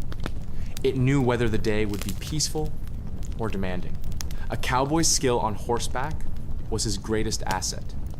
Riding was not merely about staying mounted. It required communication, subtle pressure from the legs, a light touch on the reins, and complete awareness of the horse's movements. The best cowboys seemed to merge with their mounts, anticipating changes in direction before they happened. A cutting horse, for example, responded instantly to the smallest signal. When separating a single cow from the herd, horse and rider moved in perfect harmony, mirroring the cow's every feint and dart. Cutting horses possessed almost uncanny intelligence, sometimes reacting before the rider could even pull the reins. Cowboys treasured such mounts, speaking of them with admiration, usually reserved for close friends. Endurance was equally prized. The range was vast. A cowboy might cover 30 miles in a single day, sometimes more. The horse needed stamina to navigate rough terrain, deep mud after storms, or scorching heat. Cowboys knew when to push a horse and when to let it rest. They monitored breathing, sweat patterns, and stride. A stumble or irregular step could indicate a stone bruise or sprain. Ignoring such signs was unthinkable. A lame horse placed the entire outfit at risk. Horses also played critical roles in emergencies. When a stampede erupted, the cowboy relied entirely on his mount's speed, agility, and courage. Many horses panicked during stampedes, but the best ones charged directly into the fray, responding to the rider's urgent cues. These were the horses with steady nerves, the ones that understood the difference between chaos and direction. Cowboys spoke of such mounts with reverence, often remembering them long after they forgot the names of fellow hands. Roping work demanded yet another level of coordination. When pursuing a runaway or isolating a steer, the horse and cowboy acted as a single unit. The cowboy swung his lariat in a measured circle, gauging distance and wind. The horse tracked the cow, adjusting speed and angle, so the rider could release the rope at the perfect moment. Once the rope stretched taut, the horse braced its legs and absorbed the shock. A well-trained horse leaned into the pull at precisely the right angle, preventing the cowboy from being yanked from the saddle. This skill could not be taught quickly. It developed from countless hours of practice, trust, and shared labor. Of all the responsibilities cowboys bore, caring for their horses ranked highest. After long days, when cowboys returned to camp hungry and exhausted, the first task was always tending to the horses. Saddles were removed, blankets shaken, free of sweat and dust, and horses rubbed down with brushes or cloth. Cowboys checked hooves for stones and cuts, inspected legs for swelling, and offered water before tending to their own needs. During harsh weather, they shielded horses from wind or hail, even if it meant sacrificing their own comfort. It was unspoken but universally understood. A cowboy's horse came first. The bond that formed between a cowboy and his mount was profound. Cowboys spoke to their horses constantly, offering quiet words of encouragement or complaint.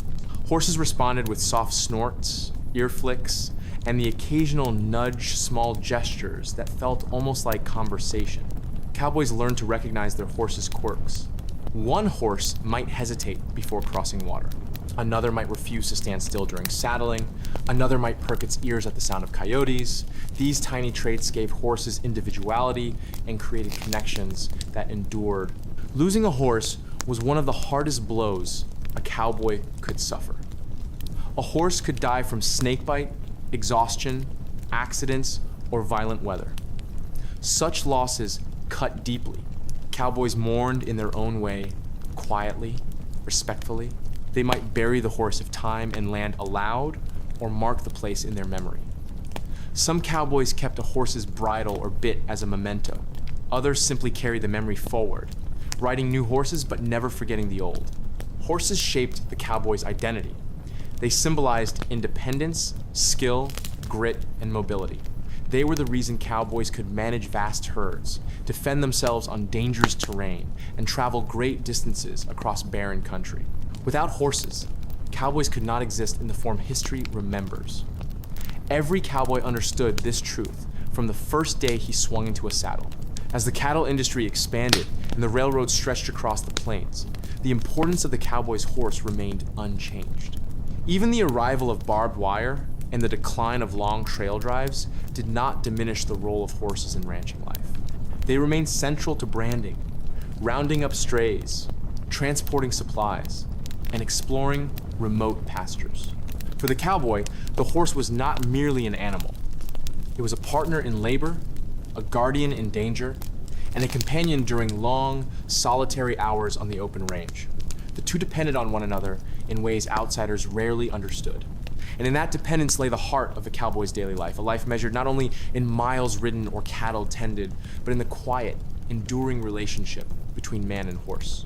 Cattle were the true currency of the American West, the restless, grazing force that shaped the cowboy's world and defined his daily struggles. To the outside observer, a herd of longhorns or mixed-breed cattle might have seemed like a collection of slow, lumbering animals with little thought or personality. But the cowboy knew better. Cattle possess behaviors, instincts, and quirks as complex as any domesticated animal. They formed social hierarchies, responded to weather, reacted to fear, and remembered both danger and kindness. Understanding these animals was not optional. It was the foundation of cowboy work. A cowboy who failed to read cattle behavior quickly found himself injured, humiliated, or unemployed. Cattle on the open range lived in a state of near constant motion. They grazed as they walked, drifting across thousands of acres in search of fresh grass and water. This constant movement meant that cowboys could never assume the herd was exactly where it had been the day before. Even well-managed cattle might drift miles overnight. Water sources pulled them in one direction, wind patterns pushed them in another, and storms scattered them unpredictably. Cowboys learned to anticipate these movements. They developed an ability to read subtle signs. A freshly trampled patch of grass, a line of hoofprints pointing east, or a lingering smell that hinted the herd had rested nearby. These clues guided the cowboy's day. One of the most important truths the cowboy understood was that cattle were creatures of instinct more than intellect. Their first instinct was to follow. A whole herd might trail behind a single lead cow without question. If that lead cow wandered into a patch of dangerous terrain, the rest followed blindly. Cowboys made mental notes about influential animals within the herd, certain steers or cows that tended to lead, wander, or panic. These individuals shaped the behavior of the entire group. Handling such leaders carefully prevented countless problems. The breeds of cattle varied across the West. though none were more iconic than the Texas Longhorn. These animals descended from Spanish stock brought to the Americas centuries earlier, and they adapted perfectly to the harsh, unpredictable environment of the frontier. Longhorns were tough animals, capable of surviving drought, long distances, predators, and poor grazing conditions. Their distinctive horns, often stretching 5 feet from tip to tip, gave them an almost regal appearance and made them both a blessing and a challenge to work with. The horns deterred predators, but could impale a cowboy or horse during moments of panic. Handling longhorns required respect, patience, and skill. As ranching expanded, other breeds entered the mix. Shorthorns from the Midwest offered more meat but less resilience. Later, Herefords became popular for their docile temperament and efficient feeding. Each breed brought unique benefits and drawbacks. Cowboys educated themselves on these differences because knowing the temperament of a herd influenced every decision, from how close to ride during a drive to how carefully to sort cattle during branding. A skittish breed required gentler movements. A stubborn breed demanded firmer pressure. A mixed herd presented the challenge of managing contrasting instincts in a single group. One of the cowboy's most essential skills was reading cattle mood. Cattle communicated through posture, vocalization, and movement. A cow that lifted its head and widened its eyes was on alert. A steer that lowered its head and shook its horns signaled aggression. A calf that bawled repeatedly meant separation from its mother, which could provoke agitation throughout the herd. Cowboys developed a sense for these small signs the way a hunter reads the forest. They could feel tension in the air, a tautness that rolled through the herd like electricity. In those moments, the cowboy knew to calm his horse, lower his voice, and ride in slow, deliberate arcs rather than quick angles. The most dramatic expression of cattle behavior was the stampede, a word that carried near mythic weight on the frontier. Stampedes could ignite from the smallest spark, a clap of thunder, a snapping twig, a rattlesnake's buzz, or even a cowboy's careless movement at the wrong moment. At night, the danger multiplied. Cattle slept lightly, and their dreams were shallow. A sudden noise in darkness could send thousands of hooves pounding into the earth in blind panic. Cowboys dreaded this. Once a stampede began, the herd moved as a roaring, undulating mass, kicking up dust and tearing across the land with unstoppable momentum. Cowboys risked their lives to turn the herd, riding hard to one side and gradually shaping the running cattle into a wide arc until the stampede slowed and spiraled into a circle. Only the most experienced cowboys attempted this maneuver, and even they feared it. Preventing stampedes was a constant priority. Night riders sang continuously to soothe the cattle, choosing slow, steady melodies that drifted across the prairie like a warm blanket. A cowboy's voice, even off-key, meant familiarity in the dark. Silence meant danger. These songs were as much for the cowboy's comfort as for the herd, grounding him during lonely hours beneath the stars.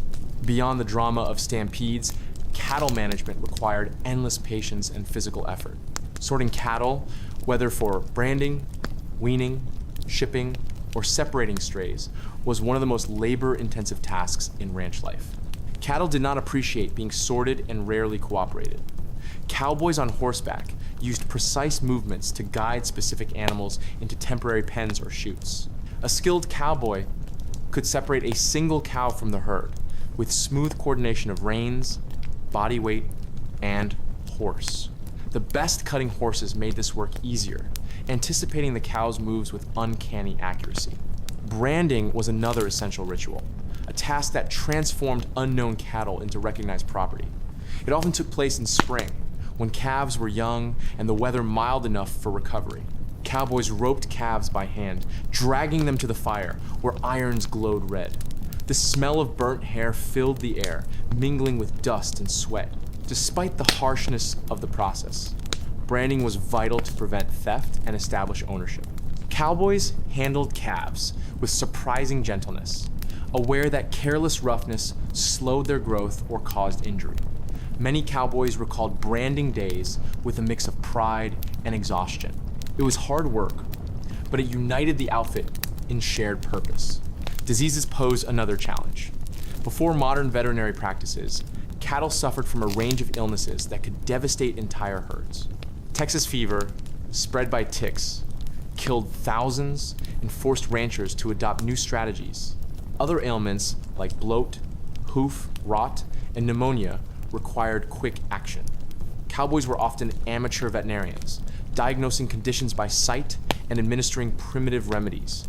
Some carried herbal knowledge passed down from older hands using natural salves or poultices.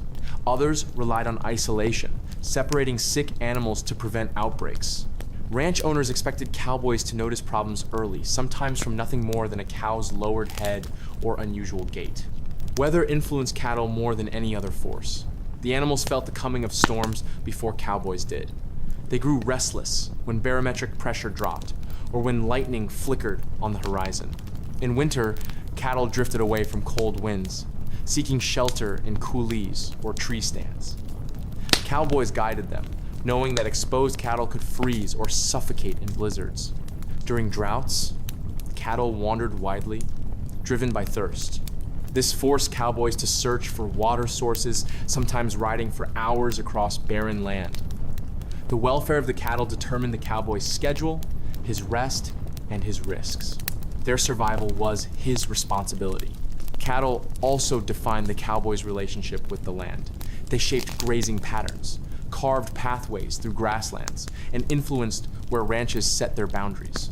Overgrazing caused conflicts between ranchers, and cowboys often found themselves caught in disputes not of their making. Water rights disputes, fence cutting, and accidental trespass created tension across open range communities.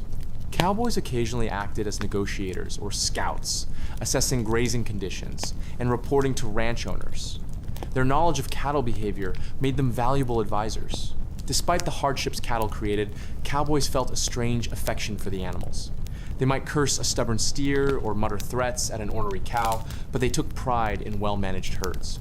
They admired a healthy bull's posture, enjoyed watching playful calves, and respected the intelligence of longhorns. Cattle represented livelihood, challenge, and meaning. Even the most hardened cowboys admitted that few sights compared to watching a herd graze peacefully under the golden light of dusk. Cattle were more than assets. They were the center of cowboy existence, the reason the cowboy rose before dawn, patrolled during storms, and sang to the darkness. They shaped the rhythm of every chapter of frontier life.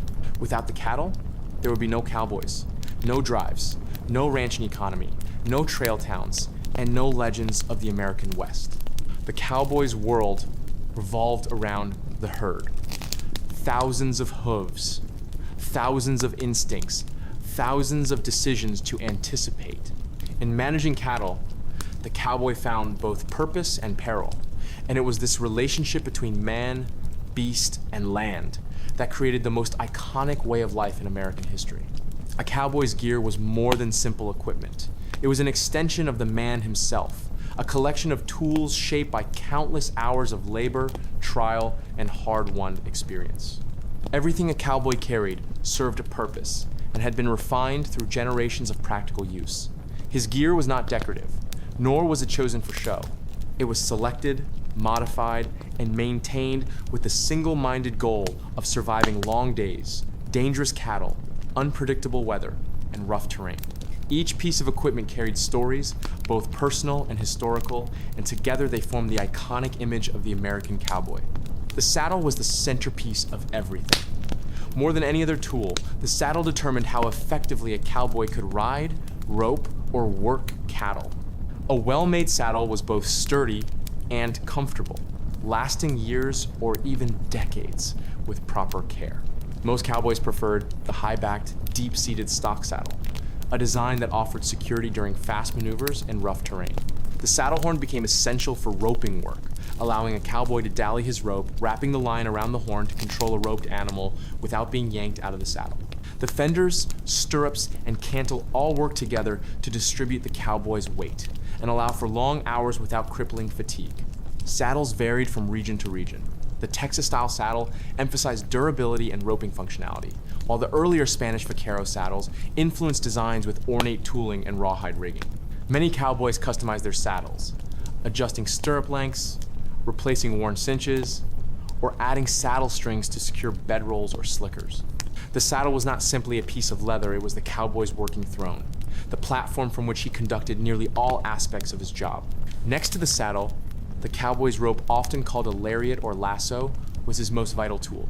The rope was more than a length of twisted fiber. It was a precision instrument requiring practice, coordination, and instinct. Most ropes were made of rawhide or hemp, though later innovations introduced more durable materials. Cowboys spent hours coiling and uncoiling their ropes, practicing throws and smoothing the fibers with oils to keep them pliable. A rope had character. It could become a trusted tool or a dangerous liability depending on its condition. Cowboys developed preferences for rope length and stiffness based on their roping style and experience. Using a rope effectively required finesse. The cowboy had to judge distance, anticipate the movement of an animal, and time the release perfectly. A poor throw could injure the cow, the horse, or the cowboy himself. Once the rope looped around the target, usually the horns, neck, or legs, the cowboy had to handle the ensuing tension with precision. The dally around the saddle horn had to be fast yet controlled. Too slow, and the animal escaped. Too fast, and the rope burned through gloves or snapped violently. Roping was both an art and a science, practiced by every cowboy, but mastered by only a few.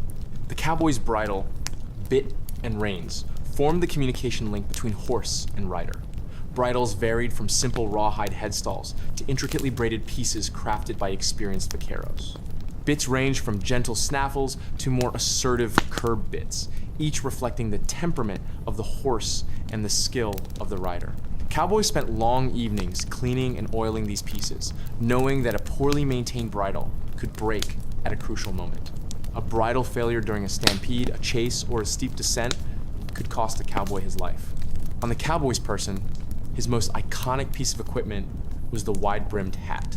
While popular imagination often associates the cowboy hat with the frontier from the beginning, many early cowboys wore whatever headgear they could acquire, including bowler hats, slouch hats, and even old military caps. Over time, the hat evolved into a practical tool designed specifically for range life. The wide brim shielded a cowboy's face from sun, wind, and rain. The high crown allowed heat to circulate, preventing the head from baking beneath the relentless Sunday. Cowboys shaped the brims to suit their needs, curved up to avoid catching on brush, or bent downward to block glare. A cowboy's hat revealed personality more clearly than almost anything else he wore. Some kept theirs immaculate. Others crushed, bent, and sweat-stained theirs until it looked like it had survived a tornado. Gloves were indispensable. Rawhide ropes could burn through skin in an instant. Handling cattle, tying knots, and gripping reins all demanded durable gloves, usually made of thick cowhide. Some cowboys wore gloves year-round, while others preferred bare hands, except during roping.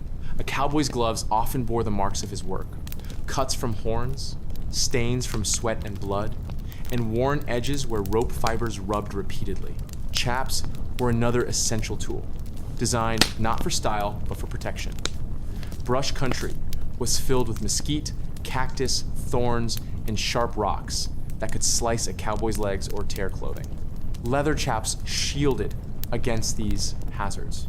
Shotgun chaps fit closely along the legs, offering sleek coverage, while batwing chaps flared outward, providing more ventilation and freedom of movement.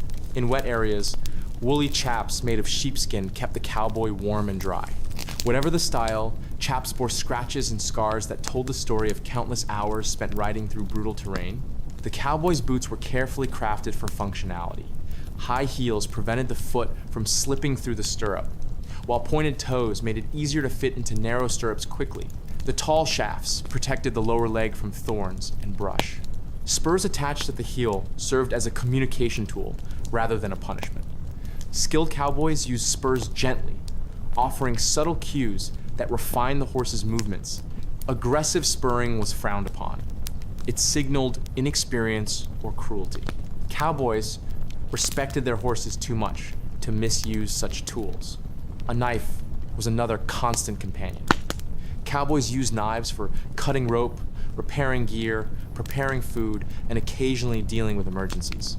A sharp blade could free a tangled calf, remove debris from a horse's hoof, or cut cinches during accidents. Cowboys often carried simple folding knives or sturdy fixed-blade models tucked into their belts. A cowboy's knife was always sharp, dull blades wasted time and energy. The slicker, a long oilcloth coat, might have been the least glamorous but most life-saving piece of gear.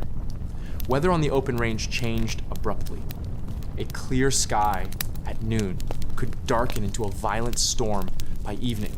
Without proper protection, a cowboy could become soaked, chilled, or hypothermic long before reaching shelter. Slickers draped over the saddle when not worn, ready at a moment's notice. They kept the cowboy dry, shielded saddle leather from soaking rain, and even acted as blankets in emergencies. The sound of a slicker flapping in sudden wind sometimes startled horses, so cowboys trained their mounts to accept the noise early on.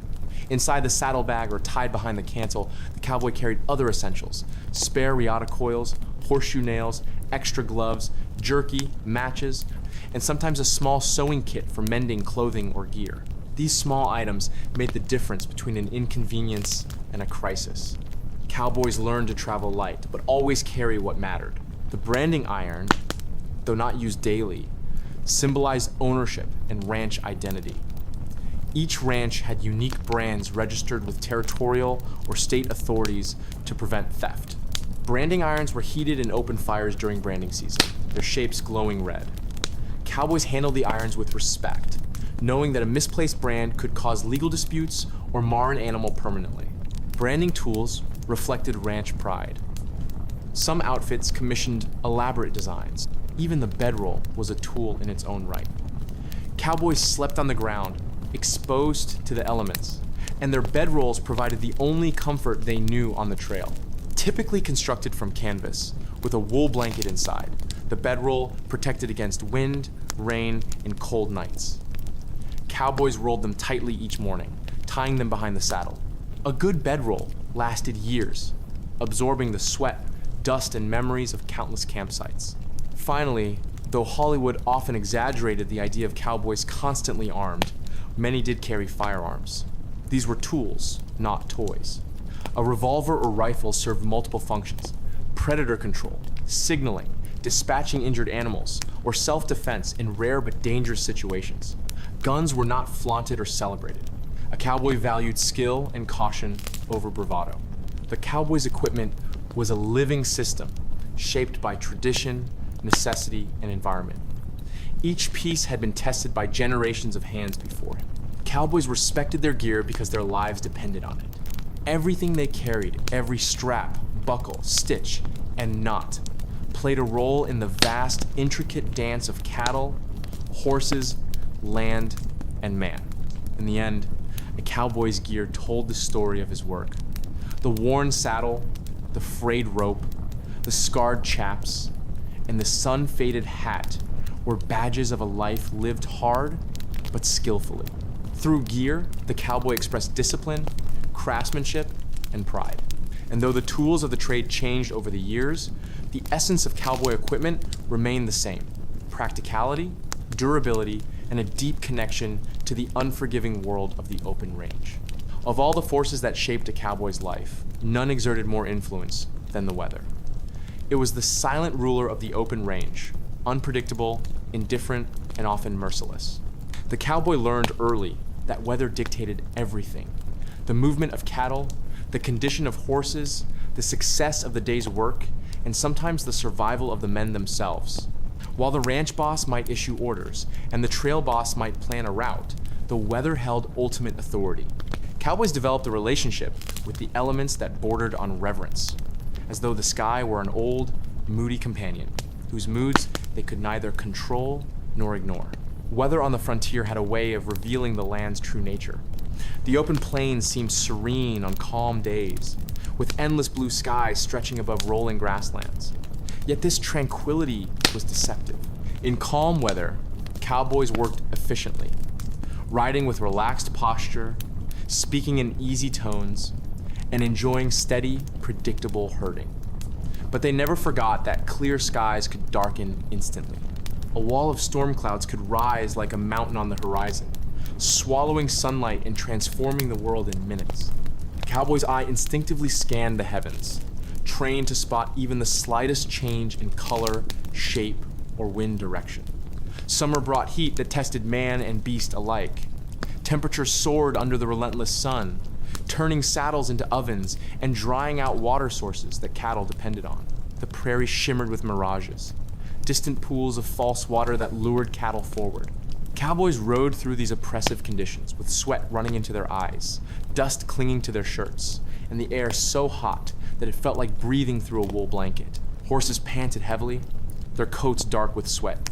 Cowboy and mount alike sought shade whenever possible, though trees were rare across much of the open range. A lone cottonwood or patch of mesquite became a sanctuary during midday rests. In the worst heat, cowboys limited the pace of cattle drives, knowing that pushing the herd too hard meant losing animals. Summer also brought storms of extraordinary power. Thunderheads built rapidly, towering over the plains like massive anvil-shaped monuments. The color of the sky turned strange, greenish, purple, or nearly black. Lightning slashed across the land, striking trees, open ground, and occasionally cattle. Thunder rumbled like artillery fire, vibrating through the earth. A single lightning strike near a sleeping herd could ignite a stampede that sent thousands of animals thundering across the prairie. Cowboys knew these storms intimately. They tasted the metal in the air, felt the electricity raise the hairs on their arms, and braced themselves for the explosive violence that followed. Rainstorms transformed the land instantly. Dust turned to mud that swallowed hooves and sucked at boots. Low-lying areas flooded, creating treacherous channels and hidden sinkholes. Cattle became restless, milling anxiously in the downpour. Cowboys rode through sheets of water, with slickers pulled tight, soaked to the bone regardless of effort. Their hats drooped under the weight of the rain, brims dripping steadily. Horses shivered, their coats plastered against their bodies. Lightning could spook even the calmest mount, and a single misstep on slick ground could result in a fall that ended a cowboy's riding career. Yet through all this, the work continued. Cattle had to be gathered, herded, protected. No storm halted necessity. Autumn brought its own challenges, though often with a sense of relief. The air cooled, the grass dried, and the frantic storms of summer subsided. Cattle grew calmer, fattening on the last of the season's grazing. Cowboys used this time for long drives, branding roundups missed earlier in the year, and preparations for winter. The crisp mornings and golden afternoons created some of the most pleasant working conditions, but autumn also signaled urgency. Winter was coming, and winter held a reputation far worse than any summer storm. Winter on the frontier could be brutal. Snow fell in deep drifts that swallowed fences and buried grazing areas.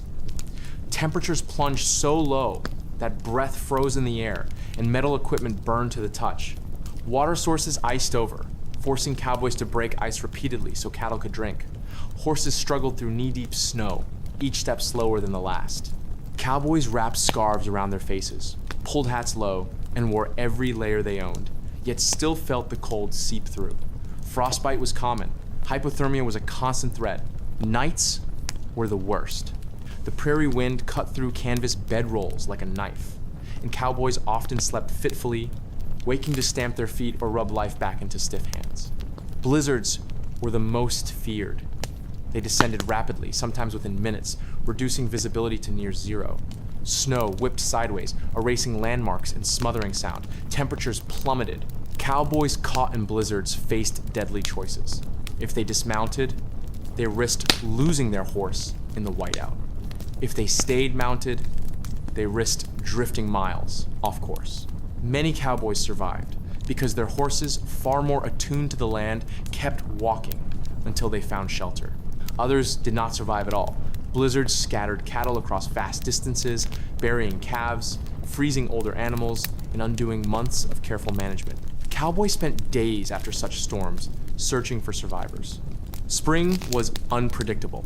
It brought warm days, cool nights, and violent storms that rivaled those of summer. It was also a season of labor. Calving kept every cowboy busy. Newborn calves needed protection from weather, predators and their own fragility. Spring rains turned the land into a patchwork of mud and grass.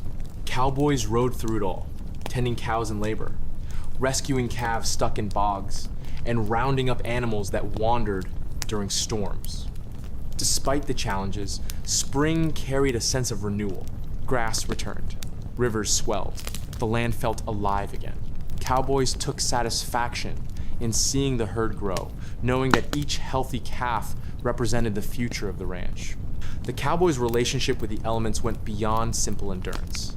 Cowboys became amateur meteorologists long before weather science became formalized. They learned to predict storms by watching the behavior of cattle, the movement of birds, the speed of the wind, and the smell of the air. A halo around the moon signaled moisture. Sudden quiet meant a storm's approach. A long line of ants climbing to high ground forecast heavy rains. Cowboys read these signs with respect, recognizing that nature always left clues. Weather shaped the cowboys' attitude toward life. The constant exposure to the elements created a stoic resilience. Cowboys accepted hardship without complaint, because complaint served no purpose. Rain, heat, snow, and wind were simply parts of existence. The elements did not negotiate, so neither did the cowboy. He endured, adapted, and carried on. Yet the weather also offered moments of profound beauty. Cowboys witnessed sunsets that painted the entire sky in shades of crimson and gold. They watched dawn break over frozen fields, turning frost into a shimmering sea. They saw lightning zigzag across black clouds like veins of white fire. They felt the quiet peace of a still morning after a storm, the air washed clean and the land breathing again. These moments balanced the hardship, reminding the cowboy why he chose this life despite its relentless challenges. In the end, the weather was not merely an adversary. It was the environment in which the cowboy lived, the backdrop of his work, the rhythm that beat through every long day and restless night. It humbled him, shaped him, tested him, and sometimes even spared him. Through weather, the cowboy came to understand his place in the world not as master of the land, but as one more living creature moving through forces far larger and older than himself. A cowboy's entire livelihood depended on the tools he carried, the gear he maintained, and the equipment he handled with a familiarity bordering on instinct. These items were not luxuries or accessories. They were an extension of the cowboy himself, forged from necessity, shaped by hard use, and refined through generations of practice. In the vast, unforgiving landscape of the West, where towns could be weeks apart and help even farther, a cowboy's tools were the difference between success and failure, safety and danger, life and death. Everything the cowboy carried had a purpose, and every item showed the marks of labor. Nothing was ornamental. Nothing was purchased casually. A cowboy might be poor in coin, but he was rich in knowledge about his equipment, how to choose it, maintain it, repair it, and sometimes improvise it under pressure. The philosophy of frontier practicality dictated that a man carry only what he needed, but what he needed absolutely. Above all, the saddle was the cowboy's most important possession. It was not only his seat, but his workstation, his anchor, his safeguard, and often his bed. A cowboy spent more hours in the saddle than he did in any bunkhouse bunk, and he treated it with a reverence equal to its value. Saddles were expensive, so expensive that some cowboys spent months paying them off, or accepted their first wages in the form of deductions toward the purchase. A good saddle was meticulously crafted from thick, sturdy leather stretched over a wooden or rawhide-covered tree. The saddle's horn served as a critical tool during roping and ranch work, strong enough to withstand the tremendous force of a running steer. Cowboys wrapped their ropes around the horn in smooth, practiced motions, trusting it completely. The rigging, stirrups, cinches, and fenders all had to be impeccably maintained. Loose stitching, dry leather, or cracked cinch straps could result in a fall with catastrophic consequences. Cowboys oiled their saddles often, working the leather until it became supple and resistant to the elements. The saddle aged with a cowboy, darkening with sweat, dust, and sun, eventually becoming molded to the shape of its rider. Alongside the saddle, the lariat, or simply rope, was a cowboy's signature tool. Typically made of hemp or rawhide, later replaced by the superior strength and flexibility of manila, the rope varied in length depending on the cowboy's skill and needs. Roping was an art. A cowboy learned early to twirl the loop with fluid precision, to judge distance instinctively, and to throw with accuracy, whether from horseback or on foot. The rope was used for catching cattle, controlling animals during branding, tying down strays, and sometimes even rescuing a fellow cowboy in trouble. Its texture, stiffness, and balance mattered. A poorly made rope could cost a cowboy a calf or a finger. Cowboys often spent hours coiling, stretching, and smoothing their ropes, keeping them carefully stored to prevent tangles. A rope was tested constantly, and it had to withstand rough conditions without fraying or breaking. Next in importance were the reins, bridle, and bit, the means of communicating with the horse. Cowboys understood their horses in ways few modern riders can imagine. The reins transmitted subtle cues through the cowboy's fingers, a delicate language of pressure, release, and movement. The bit, resting in the horse's mouth, had to be properly fitted and carefully chosen. Some bits were harsh and required a skilled hand to avoid injuring the animal, while others were softer, suited for sensitive horses. The bridle's leather straps needed regular oiling and tightening. A broken bridle on the open range could spell disaster, leaving a cowboy with no control over his mount at a critical moment. The cowboy's clothing was not fashion, but functional survival gear. His hat, usually a wide-brimmed felt or straw hat, shielded him from sun, wind, and rain.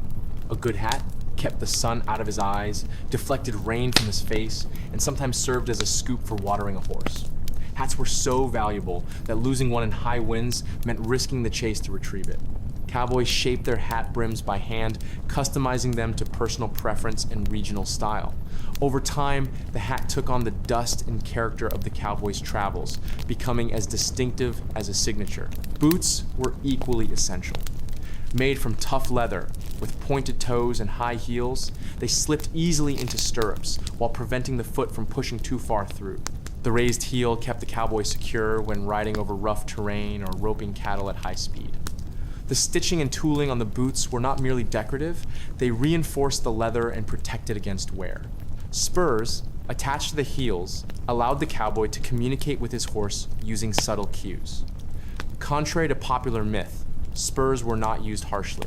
Cowboys relied on finesse, not brutality, to guide their mounts. And a well-trained horse responded to the slightest touch. A cowboy's attire included chaps, heavy leather leggings designed to protect against brush, thorns, and the abrasive hide of cattle. Chaps absorbed the punishment that would otherwise tear a cowboy's trousers or skin. Different regions developed distinct styles, from the batwing chaps of Texas to the shotgun chaps of the northern plains. Dusters, slickers, and coats shielded against weather, each with strength suited to particular environments. Every piece of clothing served a purpose.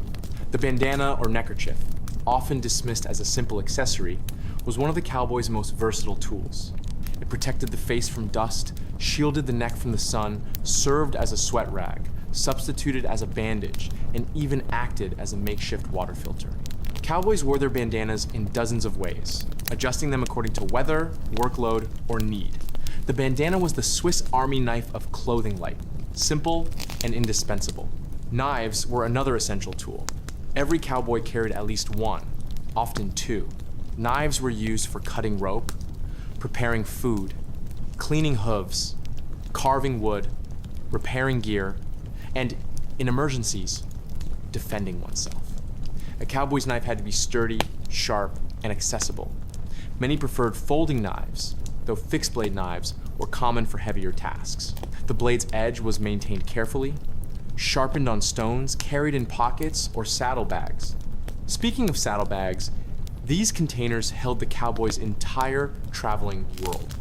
Inside them were spare cinches, extra clothing, a repair kit with needles and thread, a few rations, sometimes a harmonica, and occasionally a Bible or small keepsake.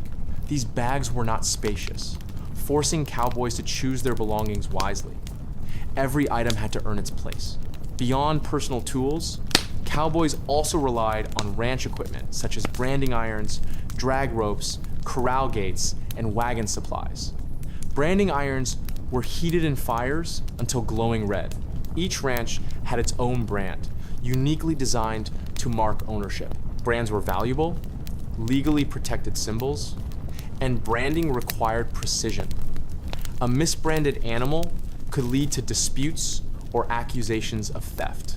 Cowboys took pride in clean, accurate brands, applied swiftly to minimize an animal's suffering. Out on the range, horseshoes and farrier tools were critical.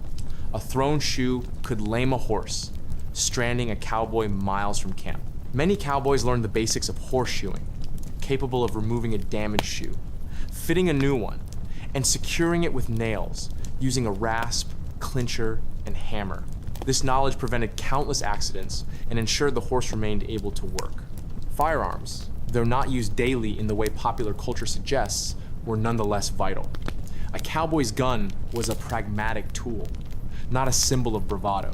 Revolvers such as the Colt Single Action Army and rifles like the Winchester Lever Action were used to protect cattle from predators, signal distant riders, dispatch injured animals, and occasionally defend against rustlers. Most cowboys were competent marksmen, though the myth of gunslinging duels was largely exaggerated. Ammunition was precious and not wasted. Each piece of equipment reflected the cowboy's lifestyle. Harsh, demanding, hands-on, gear wore out quickly, and replacement was costly. Cowboys became masters of repairs, patching saddles, stitching torn leather, rewiring bridles, and reworking reins. Improvisation was constant. A broken tool might be mended with rawhide, a torn strap replaced with braided mane hair, a missing part fashioned from a piece of wood. Cowboys were innovators out of necessity, turning limited resources into functional solutions. Perhaps what stands out most when examining the cowboy's tools is the profound symbiosis between man, horse, and equipment. The saddle supported the cowboy. The bridle transmitted his will. The rope extended his reach. The boots steadied his stance. The spurs whispered commands. The hat shielded his eyes. Each tool allowed the cowboy to perform feats of horsemanship and labor that would otherwise be impossible. Together, these items transformed a lone rider into an effective, adaptable caretaker of vast herds across immense landscapes. By understanding his tools, the cowboy understood his profession. Every scratch on a saddle, every frayed patch of rope, every worn-out buckle told a story of work done and challenges overcome. These objects aged with him, darkening, bending, shaping themselves to his needs. In their wear and weathering lay the history of a life spent in service to the land, the cattle, and the endless horizon. If the saddle was a cowboy's most important possession, the horse was his most essential companion. No cowboy identity, no daily routine, no ranching operation, and no cattle drive was complete without the horse. The frontier was too vast, the workload too demanding, and the dangers too unpredictable for any man to manage solely on foot. A cowboy's horse was not merely transportation. It was a working partner, a companion in loneliness, a source of pride, and often the single factor determining whether a cowboy came home at the end of the day. The bond between cowboy and horse was forged in necessity, but it deepened into something far more profound. These animals shared the same hardships as their riders. Long days, rough miles, bad weather, treacherous terrain, and unpredictable cattle. A horse felt the storms, the exhaustion, the heat, and the cold just as the cowboy did. Over time, the cowboy came to know his horse's strengths and weaknesses intimately. He recognized its temperament, fears, habits, and quirks, just as the horse learned the cowboy's voice, weight, and manner of riding. Communication between them occurred without words. A shift of the reins, a pressure from a knee, a soft click of the tongue, and horse and rider moved as one. Horses varied widely in temperament, and cowboys developed strong preferences for the kind they liked to ride. Some horses were spirited and fast, ideal for cutting cattle from the herd or chasing strays across open country. Others were calm and steady, perfect for long hours, rough terrain, or nighttime duty. Some were natural cow horses, animals with innate talent for reading cattle, anticipating movements, and adjusting their position instinctively. Cowboys valued such horses immensely, treating them with respect equal to admiration. A good cow horse could do half the cowboy's work for him. Getting to that partnership, however, was not easy. Horses on the frontier were often wild or only partially trained. Many ranches relied on mustangs, tough and resilient horses descended from Spanish stock that roamed the plains in massive herds. These animals were strong, hardy, and agile, but they required careful breaking. Cowboys who specialized in training horses, bronc busters or bronco busters, faced grueling challenges. Breaking a horse involved far more than simply riding it until it tired. Cowboys had to earn the horse's trust while asserting control, guiding it into accepting saddle, reins, and rider. The initial sessions were dangerous. A hard buck from a determined bronco could launch a cowboy through the air like a rag doll. Injuries were common, yet bronc busters earned respect for their skill and nerve. Once a horse accepted a saddle, the real training began. The cowboy taught the horse to neck rein, to respond to leg pressure, to stop sharply, to pivot, to back up, and most importantly, to work cattle. This training took months, sometimes years, and required patience, consistency, and a deep understanding of equine behavior. Cowboys rewarded progress and corrected stubbornness with steady firmness, never cruelty. Horses that learned well became treasured partners for decades. The ranch's remuda, the collective herd of working horses, was central to daily life. A typical ranch maintained dozens, sometimes hundreds, of horses. Each cowboy had a string of several mounts assigned to him, ensuring that no single animal was overworked. During cattle drives, a separate horse wrangler tended to the remuda, keeping the horses together and delivering fresh mounts to the cowboys each day. A cowboy might switch horses 2 or 3 times in a single shift, particularly during tough terrain or intense work.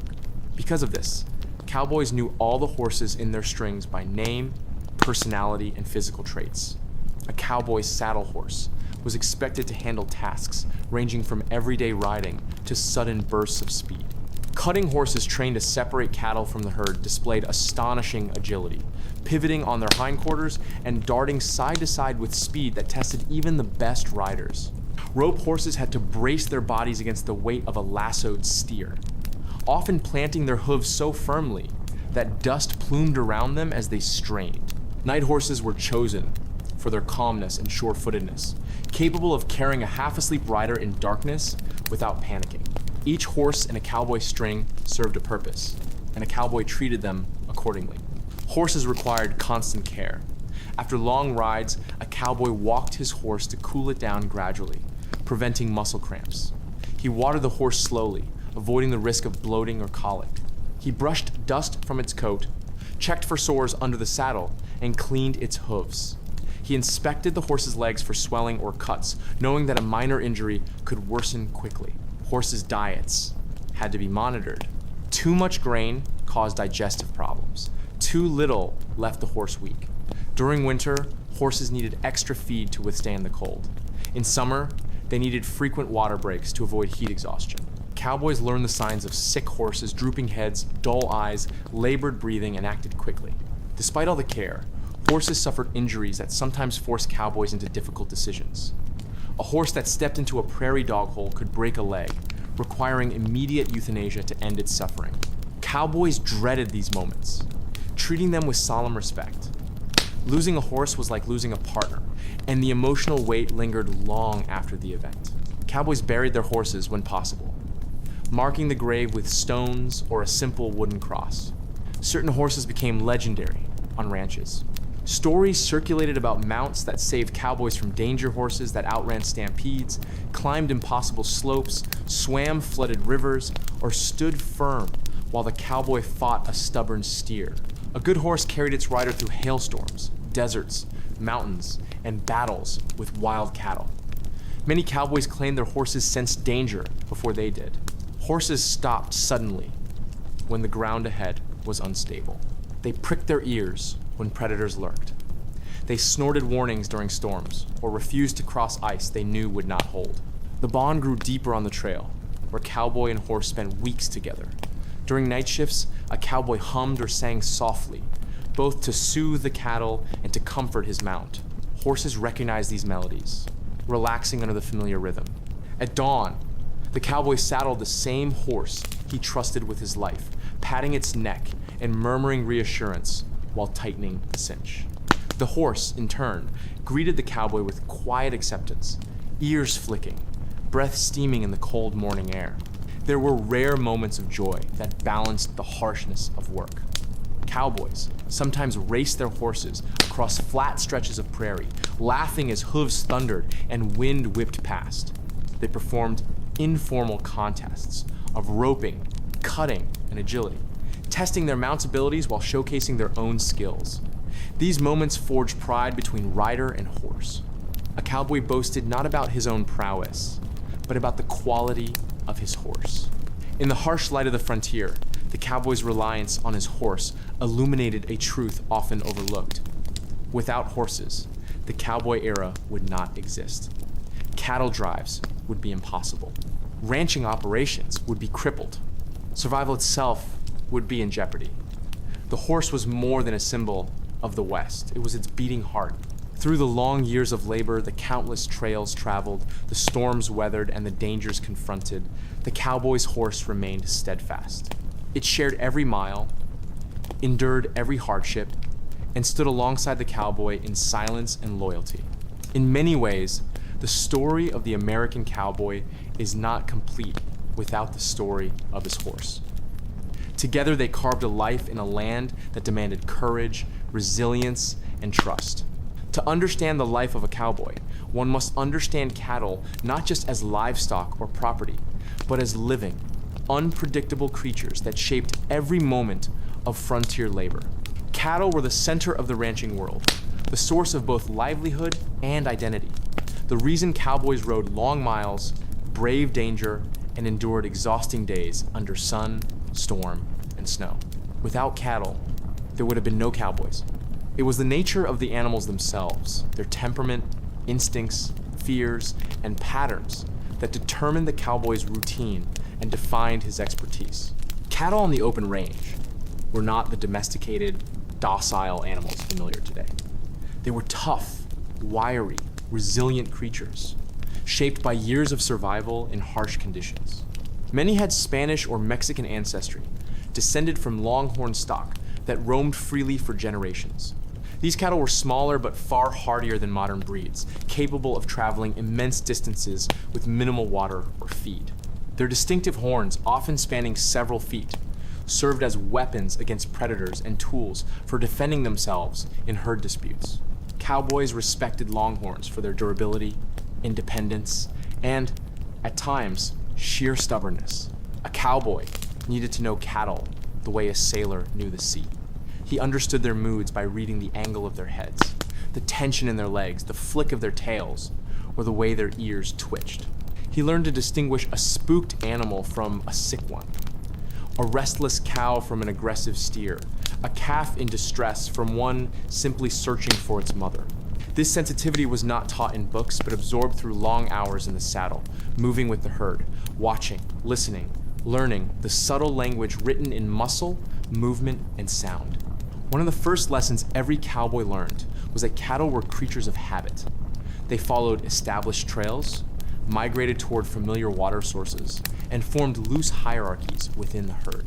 Lead steers often guided the direction of movement, and their decisions could influence hundreds, even thousands, of animals behind them.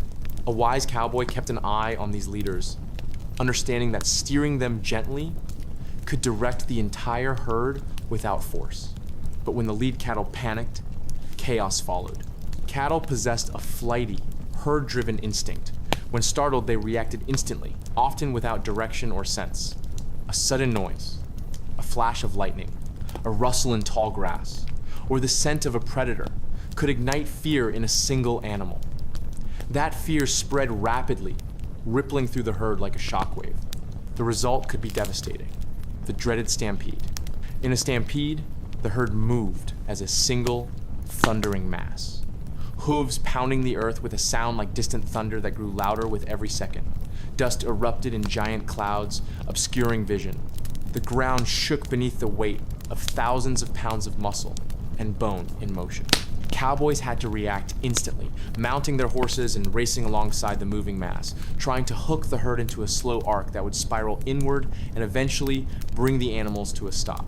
Stampedes were among the most dangerous moments a cowboy could face. Many lost their lives attempting to halt or outrun a charge. Horses stumbled in the dark. Riders were thrown.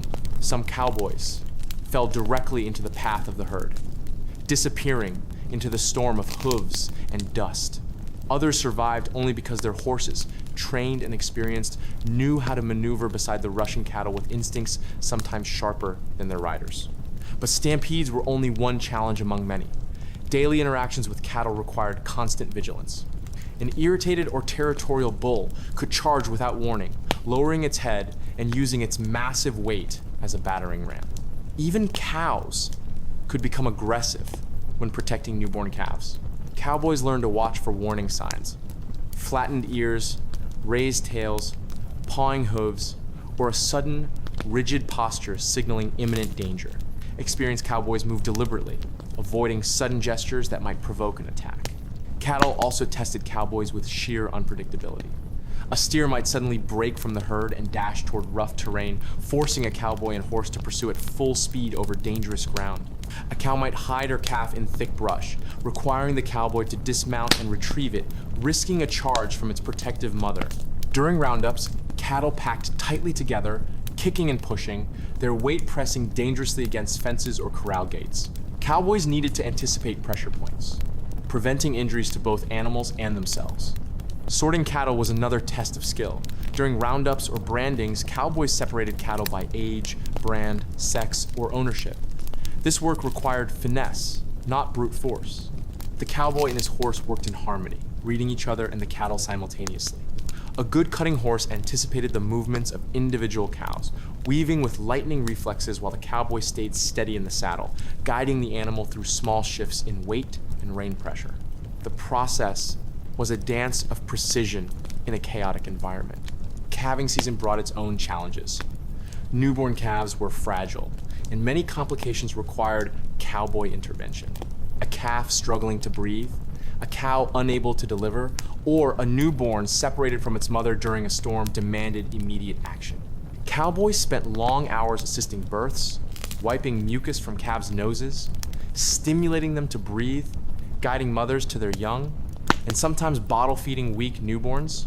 These moments, though exhausting and often messy, held deep meaning. Cowboys took pride in saving lives, knowing each calf represented the ranch's future. Illness was another constant threat. Diseases such as Texas, fever, pneumonia, or hoof rot spread quickly and demanded swift attention. Cowboys monitored cattle for early signs of sickness, drooping heads, labored breathing, limping, listlessness, and administered the remedies available at the time, from herbal treatments to careful isolation. Often, the cowboy's skill and quick judgment determined whether the disease spread or was contained. Weather played a significant role in cattle behavior. Before storms, cattle grew restless. In extreme heat, they clustered around watering holes, weakening the surrounding terrain into treacherous mud pits where calves could become trapped. During winter, cattle drifted with the wind, sometimes walking for miles until they collapsed from exhaustion. Cowboys fought to keep them together, turning them against the wind to prevent a fatal drift that could scatter the herd beyond recovery. Predators also threatened the herd. Wolves, coyotes, and mountain lions stalked calves or weakened animals. Cowboys rode perimeter lines, checking for signs of predation tracks, blood, missing animals, and responded accordingly. Sometimes this meant hunting predators, but often it required preventative vigilance, moving cattle to safer terrain, or reinforcing nighttime watches. Despite the dangers, cattle offered moments of peace and rhythm. A calm herd grazing in the early morning light was a soothing sight. Their soft lowing carried over the prairie like a lullaby, creating a sense of companionship. Cowboys spent countless hours riding among the cattle, adjusting their positions, keeping them spread evenly over grazing ground, and ensuring none wandered off. These long rides allowed cowboys to think, reflect, and appreciate the slow, steady pulse of life on the open range. Cattle also shaped the economy and culture of the West. Each branding represented ownership, each roundup represented value, and each drive represented opportunity. Cowboys knew that their work maintained the wealth of ranchers, the food supply of towns, and the trade routes stretching across the country. The herd was not merely a collection of animals. It was the lifeblood of the frontier economy. By working so closely with cattle, cowboys developed a deep respect for them. They learned patience, observational skill, and emotional discipline. They adapted to the herd's rhythms, anticipated its needs, and protected it almost as one would protect family. The relationship was utilitarian yet intimate, fraught yet essential. Cattle were unpredictable, sometimes dangerous, often frustrating, but always central. In the end, cattle were the reason cowboys woke before dawn, rode until dusk, braved storms, risked injury, and maintained unwavering vigilance. The cowboy's life was inseparable from the herd's movement, health, and safety. Through cattle, the cowboy learned endurance, responsibility, and humility. Through cattle, he found purpose and identity on the vast, wild canvas of the American frontier. If there was one undertaking that defined the cowboy era more vividly than any other, it was the Great Cattle Drive. These long, grueling journeys from the ranchlands of Texas to the railheads of Kansas, Colorado, Wyoming, and Montana formed the backbone of the frontier cattle economy. They were the proving grounds where cowboys earned their reputations, forged their resilience, and faced trials that tested every ounce of skill and endurance they possessed. The drive was the stage upon which the cowboy's life unfolded, most dramatically a months-long migration across rivers, plains, deserts, and prairies, pushing thousands of restless cattle toward distant markets. A cattle drive was not simply a matter of moving animals from one place to another. It was a complete, complex operation requiring planning, coordination, and constant attention. Before a drive began, ranchers gathered the cattle from the open range, branding them, sorting them, and identifying which animals were strong enough to endure the journey. The trail boss, the leader of the drive, oversaw the entire process. He hired the crew, planned the route, chose camping spots, assigned horses, and made the countless daily decisions that would determine the drive's success. Once preparations were complete, the herd, sometimes numbering 2,000 to 3,000 head, was moved slowly out of the home range and onto the open trail. The first day was often chaotic, as cattle unfamiliar with confinement or direction balked, pushed, and attempted to scatter. Cowboys worked tirelessly to settle the herd, easing it into the rhythm that would carry it northward for weeks or even months. That rhythm became the heartbeat of the drive. Each day began before dawn. Cowboys crawled from their bedrolls while the sky was still dark, shaking off sleep and stretching stiff limbs. Coffee was brewed over a campfire by the cook, whose role was vital to keeping the crew fed and functional. Breakfast was simple but hearty biscuits, beans, bacon, strong coffee. As the first light turned the eastern horizon pale blue, the cowboys saddled their fresh horses. The remuda was brought near camp, and each rider selected the mount assigned for that shift. As the sun rose, the herd began to stir, stretching, bellowing softly, and forming loose clusters. The movement of thousands of animals created a low, constant rumble that filled the air like distant thunder. Cowboys moved into their positions for the day ahead. The trail boss rode near the front, guiding the lead cattle and ensuring the route stayed true. Flanking riders kept the herd contained on both sides, preventing strays from wandering into ravines or brush. Swing riders filled gaps between positions, watching for trouble and assisting wherever pressure was greatest. At the rear rode the drag riders, an enviously unglamorous position, who pushed the slow, stubborn, or injured animals forward, breathing dust all day long. The herd rarely moved quickly. Pushing cattle too fast caused weight loss, sickness, and unnecessary exhaustion. Instead, the drive advanced at a deliberate, steady pace, usually 10 to 15 miles per day. Cowboys spent long hours riding alongside cattle that shifted constantly, sometimes drifting too far left, sometimes pressing too tightly inward. The cowboy's task was to maintain order with minimal force. Yelling, waving hats, or making sharp noises guided the animals gently. Horses responded to subtle pressure, angling themselves to influence the herd's direction. Efficiency relied on calmness. cattle moved better when the men did not agitate them. Heat, dust, and monotony formed the backdrop of most days on the trail. Dust rose in thick clouds from thousands of hooves, coating horses, gear, skin, and clothing. Cowboys' faces darkened with layers of dirt and sweat, their eyes squinting through the haze. They drank from canteens sparingly, aware that water sources might be uncertain. The sun beat down relentlessly, turning the trail into a shimmering expanse of heat and dryness. Horses panted. Cowboys shifted uncomfortably in their saddles, aware that the day held many more hours before rest. Yet, despite the monotony, the work was never easy. Herd animals always tested boundaries. A steer might break away suddenly, forcing a cowboy into a hard gallop across uneven ground. Calves might wander from their mothers. The herd might drift toward a dangerous ravine or a patch of quicksand. The cowboy had to anticipate trouble before it happened, relying on intuition honed through countless hours among cattle. No day on the drive passed without some challenge. Rivers were among the greatest hazards. When the herd reached a major crossing, such as the Red River, the Brazos, or the Arkansas, the entire operation slowed to a crawl. Cattle feared deep water. They clustered at the bank, bellowing nervously, testing the shallows with tentative steps. Cowboys rode ahead to find safe approaches, measuring depth, current, and mud. Once the trail boss selected a crossing, the cowboys pushed the lead cattle into the river. Chaos often followed.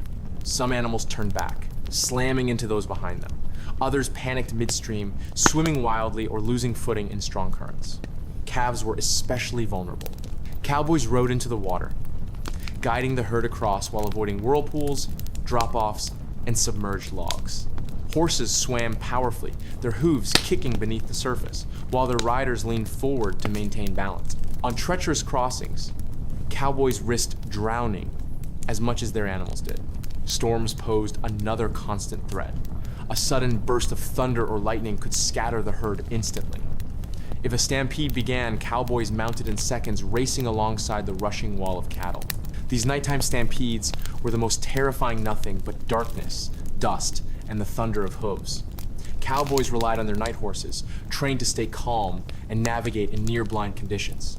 They attempted to angle the herd slowly into a curve, eventually spiraling it into a controlled circle. Hours could pass before the animals calmed. Afterward, cowboys searched for missing cattle, repaired broken gear, and tended to injuries sustained in the chaos. Food on the trail was simple but sustaining. The chuck wagon carried flour, beans, salt pork, dried fruit, coffee, and occasionally beef from a steer butchered along the way. The cook prepared meals 3 times a day, but lunch was often eaten in the saddle. Dinner was the centerpiece of camp life, offering warmth, camaraderie, and a brief respite from the day's demands. Cowboys ate hungrily, refilling tin plates again and again. Afterward, they mended gear, brushed horses, or stretched sore muscles. Some sang or told stories around the fire, their voices carrying across the dark prairie. Others sat quietly, staring into the flames or watching the stars appear one by one. Night duty belonged to the night riders, cowboys, who rode slowly around the bedded herd to keep it calm. They hummed, sang, or whistled familiar tunes, their voices soothing the cattle. These quiet songs, slow, steady, rhythmic, were part of trail culture. The predictable sound reassured the animals, signaling that all was well. Night riders fought exhaustion, their eyelids heavy, their bodies stiff from long days. Falling asleep in the saddle was common. A well-trained horse saved many cowboys, adjusting its gait and continuing calmly, even as the rider slumped forward. Weeks passed in this pattern, monotonous yet unpredictable, steady yet punctuated by moments of danger. As the drive approached the railhead towns Abilene, Dodge City, Ellsworth, Cheyenne, the herd grew more accustomed to routine. The cattle sensed the nearing end of their long march. Cowboys, too, felt a mixture of relief and anticipation. The end meant rest, payment, and the brief pleasures of town life. Arriving at the railhead was both triumphant and exhausting. Buyers inspected the herd, counting, sorting, and evaluating the condition of the animals. After negotiations, ranchers received payment, and cowboys collected their wages. For many, this marked the first significant money they had seen in months. Some saved it, others headed straight to saloons, dance halls, gambling tables, and stores where they finally bought new clothes, gear, or small luxuries. When the drive ended, cowboys felt both pride and melancholy. The long journey forged bonds between men, horses, and cattle that were not easily forgotten. The trail had tested them in ways few other endeavors could. It demanded patience, strength, courage, leadership, and endurance. It forged friendships between men who depended on one another daily. It also wore them down, leaving scars, memories, and a deep respect for the power of the land. The cattle drive was more than a job. It was a rite of passage, a crucible, a tradition that shaped the identity of the American cowboy. It was the experience that set the cowboy apart from other laborers, giving him a place in history as a symbol of rugged independence, skill, and resilience. And though the heyday of the great drives lasted only a few decades, their legacy became woven into the fabric of Western lore. The image of the cowboy, drifting across the open plains, guiding thousands of cattle beneath an endless sky, singing softly to calm the herd at night, remains one of the most enduring icons of the American frontier. To understand the daily life of a cowboy in the Old West, one must begin by understanding his most loyal partner, the horse. No tool, no companion, no instrument shaped the cowboy's work as profoundly as the animal beneath him. Without a dependable mount, a cowboy was nearly helpless on the open range. The horse multiplied his ability, extended his reach, and enabled him to perform tasks impossible on foot. It carried him across vast distances, helped him maneuver cattle, kept him safe in danger, and lent speed, agility, and strength to every undertaking on the ranch and trail. The relationship between cowboy and horse was built upon trust, mutual dependence, and countless hours of shared labor. The ideal cowboy horse was not chosen for appearance, but for temperament, stamina, and intelligence. Horses with calm dispositions, quick reflexes, and strong legs were prized above all. A good cow horse possessed a natural cow sense, an intuitive ability to anticipate the movements of cattle. Such horses reacted almost before the rider gave a signal, cutting off strays, circling stubborn steers, and pivoting with astonishing speed. This instinct could not be easily taught. It was bred, nurtured, and refined through experience on the range. Training a horse for cowboy work required patience and consistency. Young horses were introduced slowly to the tasks they would eventually perform. The process began with gentling, getting the animal accustomed to human touch, halters, and basic commands. Only when a horse accepted a saddle, bridle, and rider without panic or resistance could deeper training begin. Cowboys seldom used harsh punishment. Fear was counterproductive, leading to unpredictable behavior on the trail. Instead, they employed repetition, steady pressure, and subtle cues to guide the horse's learning. The bond between rider and mount developed gradually. Cowboys often preferred to work with the same few horses, allowing both to grow attuned to each other's movements. A cowboy, who rode a horse daily, came to understand its quirks, limits, strengths, and fears. He learned how it responded during storms, how it handled uneven ground, how it behaved near rivers, and how it reacted in stampedes. The horse, in turn, learned to interpret the cowboy's body weight, leg pressure, rein signals, and even the tone of his voice. Many cowboys spoke frequently to their horses, not expecting comprehension of words, but recognizing the calming effect of familiar sound. Every cowboy needed several mounts, collectively known as a remuda. Over the course of a long day, especially during a cattle drive, a single horse would tire, sweat, and strain under the demands of constant movement. Switching mounts kept both horse and rider effective. The remuda, managed by a horse wrangler, traveled with the crew. It was a dusty, lively collection of animals, each with a unique personality. Some were strong early in the day but fatigued quickly. Others were slow to warm up but capable of remarkable endurance. The trail boss assigned specific horses to each cowboy, ensuring that experienced riders received animals suitable for their skill level, and that green horses were paired with patient cowhands. Life on the trail demanded more from horses than most modern riders can imagine. They climbed steep, rocky inclines, scrambled across ravines, and navigated uneven, treacherous terrain. They withstood long hours under the blazing sun, driving rain, freezing wind, and swirling dust. They braced themselves during stampedes, standing solid as cattle thundered around them. They swam rivers, sometimes battling swift currents that threatened to sweep them downstream. Throughout it all, they carried saddles, gear, and riders, who depended on them completely. Horses also bore their share of injuries and ailments. Sore backs, rubbed hides, stone bruises, and strained tendons were common. Cowboys tended to these issues with basic but effective remedies, cleaning wounds, applying salves, giving the horse rest when possible. Experienced cowboys recognized early signs of distress and acted quickly, knowing that ignoring a minor injury could leave a valuable horse lame for the remainder of the drive. Unlike today's ranches, which often had ready access to veterinarians, cowboys relied largely on their own knowledge of animal care, passed down through generations. One of the most critical qualities in a cowboy's horse was its behavior at night.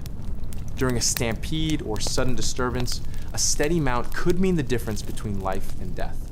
Night horses were trained to remain calm in confusion, responding instantly to their rider's cues, even when visibility was minimal. These trusted animals had a special status among cowboys, who relied on them to navigate darkness, sudden movements, and chaotic conditions.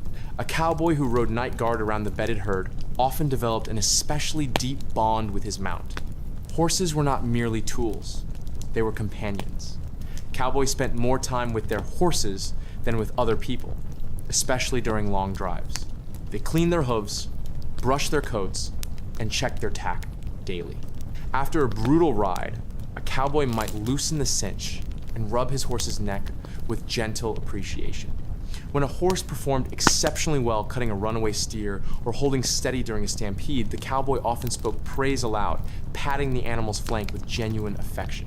Stories circulated among cowboys about legendary horses, those with extraordinary skill or courage. Some were known for their ability to cut cattle with uncanny precision. Others had reputations for unusual stamina or bravery. A few gained near-mythic status for saving riders in storms, stampedes, or accidents. These stories, whether entirely accurate or embellished, reflected the respect cowboys held for the animals that shared their harsh, demanding existence. When a horse died on the trail or became too injured to continue, the loss was deeply felt. Cowboys were not sentimental in the romantic sense, but they understood the gravity of losing a trusted partner. A burial might be simple, a few words spoken quietly, the saddle carried away for use on another mount. Yet the cowboy who had ridden that horse day after day felt the absence keenly. In a world where the line between survival and disaster was thin, the horse was more than livestock. It was a lifeline. As ranching evolved and railroads expanded, the cowboy's reliance on horses remained central, even as the era of long cattle drives waned. Modern conveniences gradually replaced the need for vast trail journeys, but the cowboy tradition endured, and with it, the enduring symbol of horse and rider moving together across open land. Today, the image of a cowboy without his horse seems incomplete, almost unimaginable. The partnership forged in the 19th century West created a legacy carried forward in rodeos, ranch work, and the cultural imagination. The cowboy's horse was not simply an animal he used. It was the heart of his work, the extension of his own abilities, and the silent companion that shared every hardship of life in the wild, untamed frontier. If there was any single element of frontier life that dwarfed the cowboy's skill, patience, and resolve, it was the weather. The cowboy lived more exposed to the sky than almost any other laborer of the 19th century.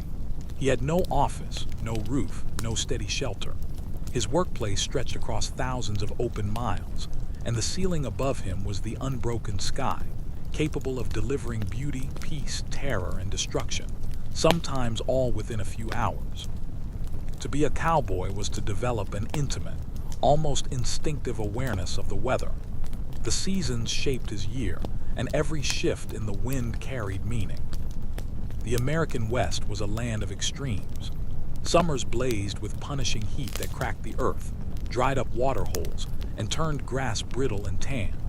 Winters brought wind that sliced through clothing, sleet that stung the skin, and snow that drifted deep against fences and canyon walls.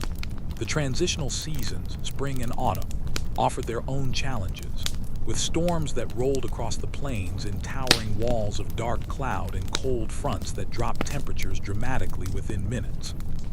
A cowboy learned early that the land could turn hostile without warning, and survival depended on responding quickly to its moods.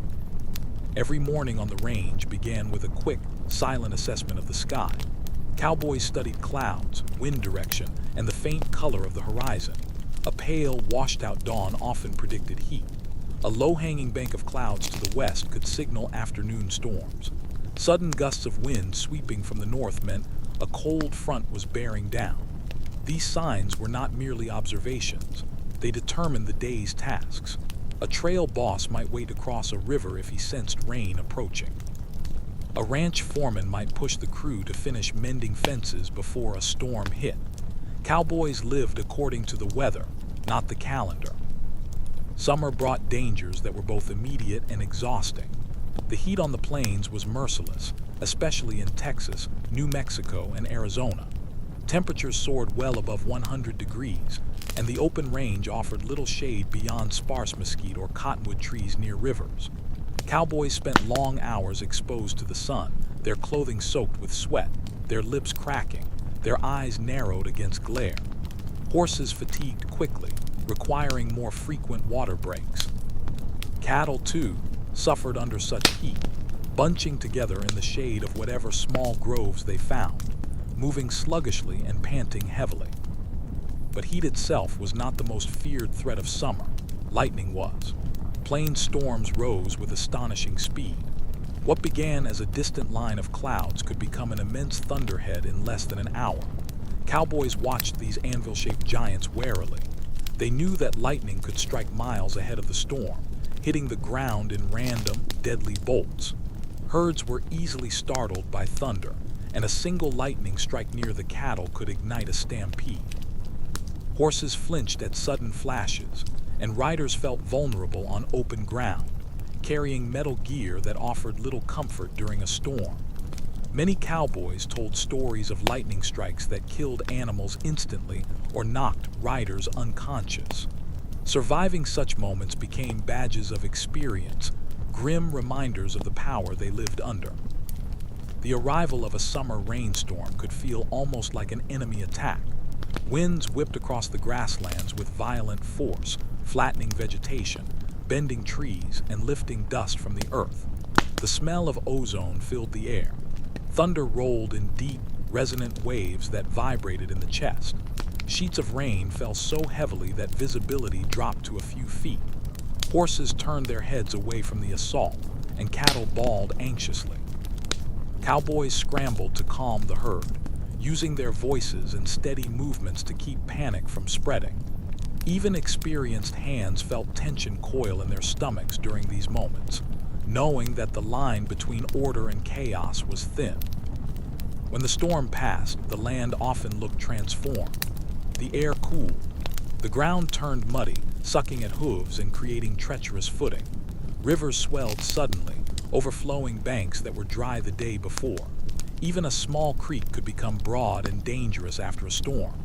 Cowboys adapted quickly to these changes, altering routes and adjusting pace to avoid flooding or quicksand. The West demanded constant flexibility. Autumn brought a different kind of challenge. As temperatures dropped, the days grew crisp and the nights turned cold. Grass turned golden and cattle grew thicker coats.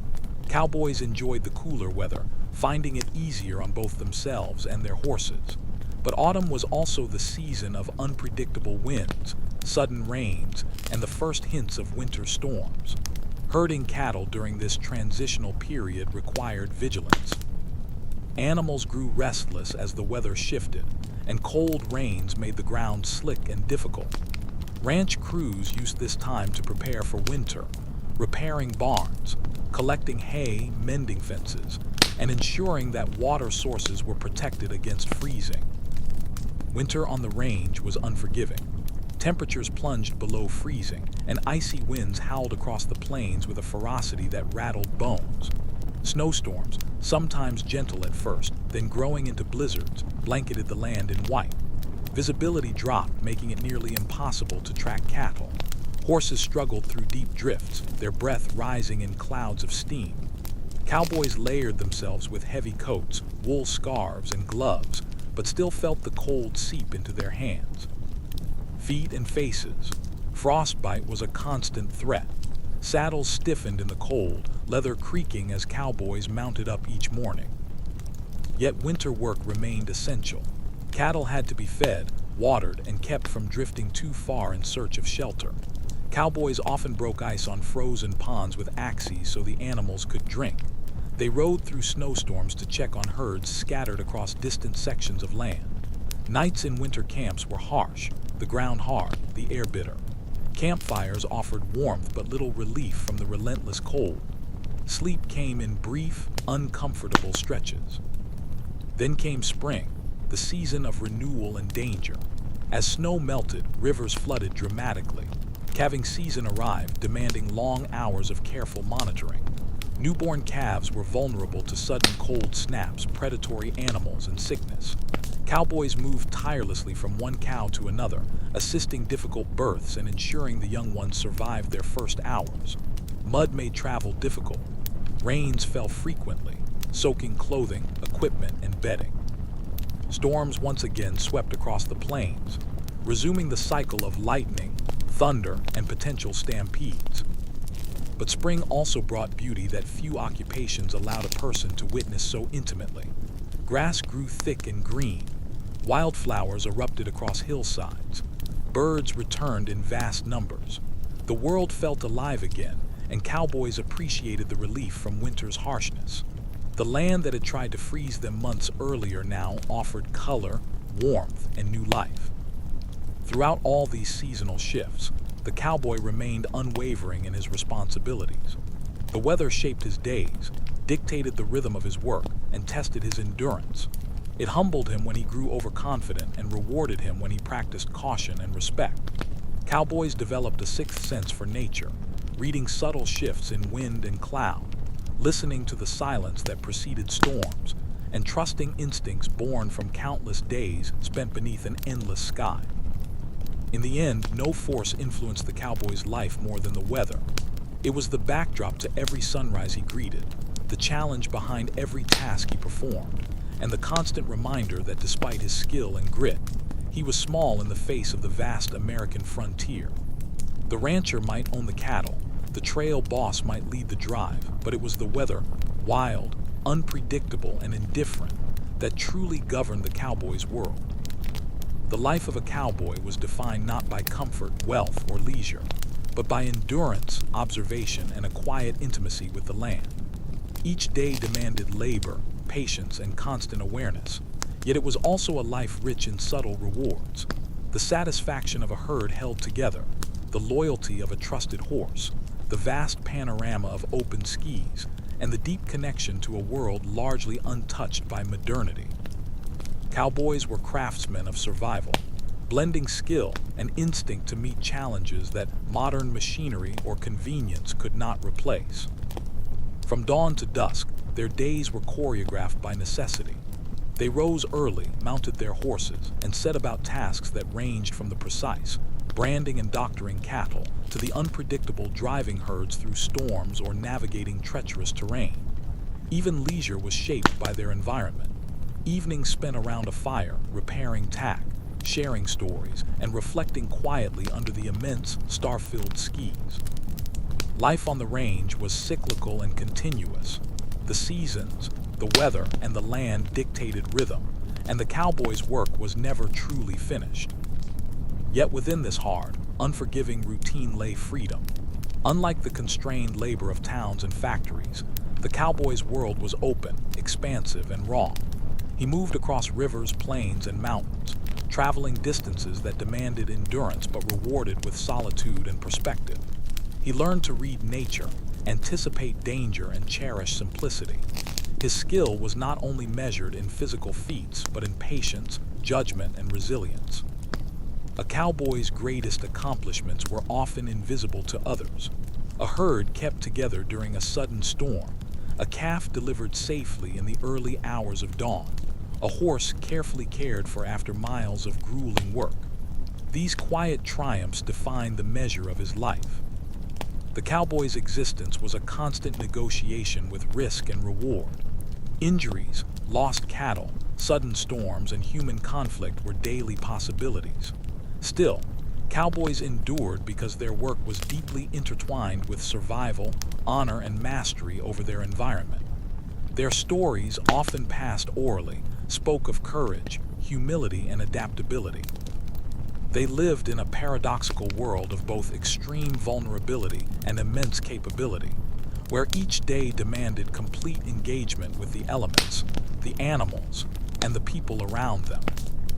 Though the era of the long cattle drive eventually waned with the rise of railroads, barbed wire, and modern ranching methods, the cowboy's influence endured. He became a symbol of independence, resourcefulness, and perseverance. The knowledge he gained about the land, the weather, and the animals was foundational to the settlement and development of the American West. Today, the image of the cowboy, hat low over the eyes, spurs glinting, riding across an open horizon, remains iconic. It represents a life lived in harmony with nature, defined by responsibility, courage, and unspoken respect for the untamed world. In reflecting on the day-to-day life of a cowboy, one sees more than labor and hardship. One sees a delicate balance of skill, intuition, and endurance. Every sunrise heralded new challenges, and every sunset marked survival, progress, and small victories earned through sweat, persistence, and patience. The cowboy's world was harsh, yet it was also profoundly honest, and it demanded integrity as much as physical strength. He lived not just to work, but to understand the land, the weather, the cattle, and the horses, learning lessons of observation, resilience, and respect that endure even today. Ultimately, the cowboy's life was a testament to human adaptability and the enduring bond between people, animals, and the natural world. It was a life that demanded courage in the face of uncertainty, diligence in the face of exhaustion, and humility in the face of forces far greater than oneself. In that daily engagement with the wild, the cowboy shaped not only the land he traversed, but also the cultural imagination that remembers him. A reminder that even in the harshest conditions, resilience, skill, and a quiet reverence for the world around him could create a life of meaning, connection, and lasting legacy.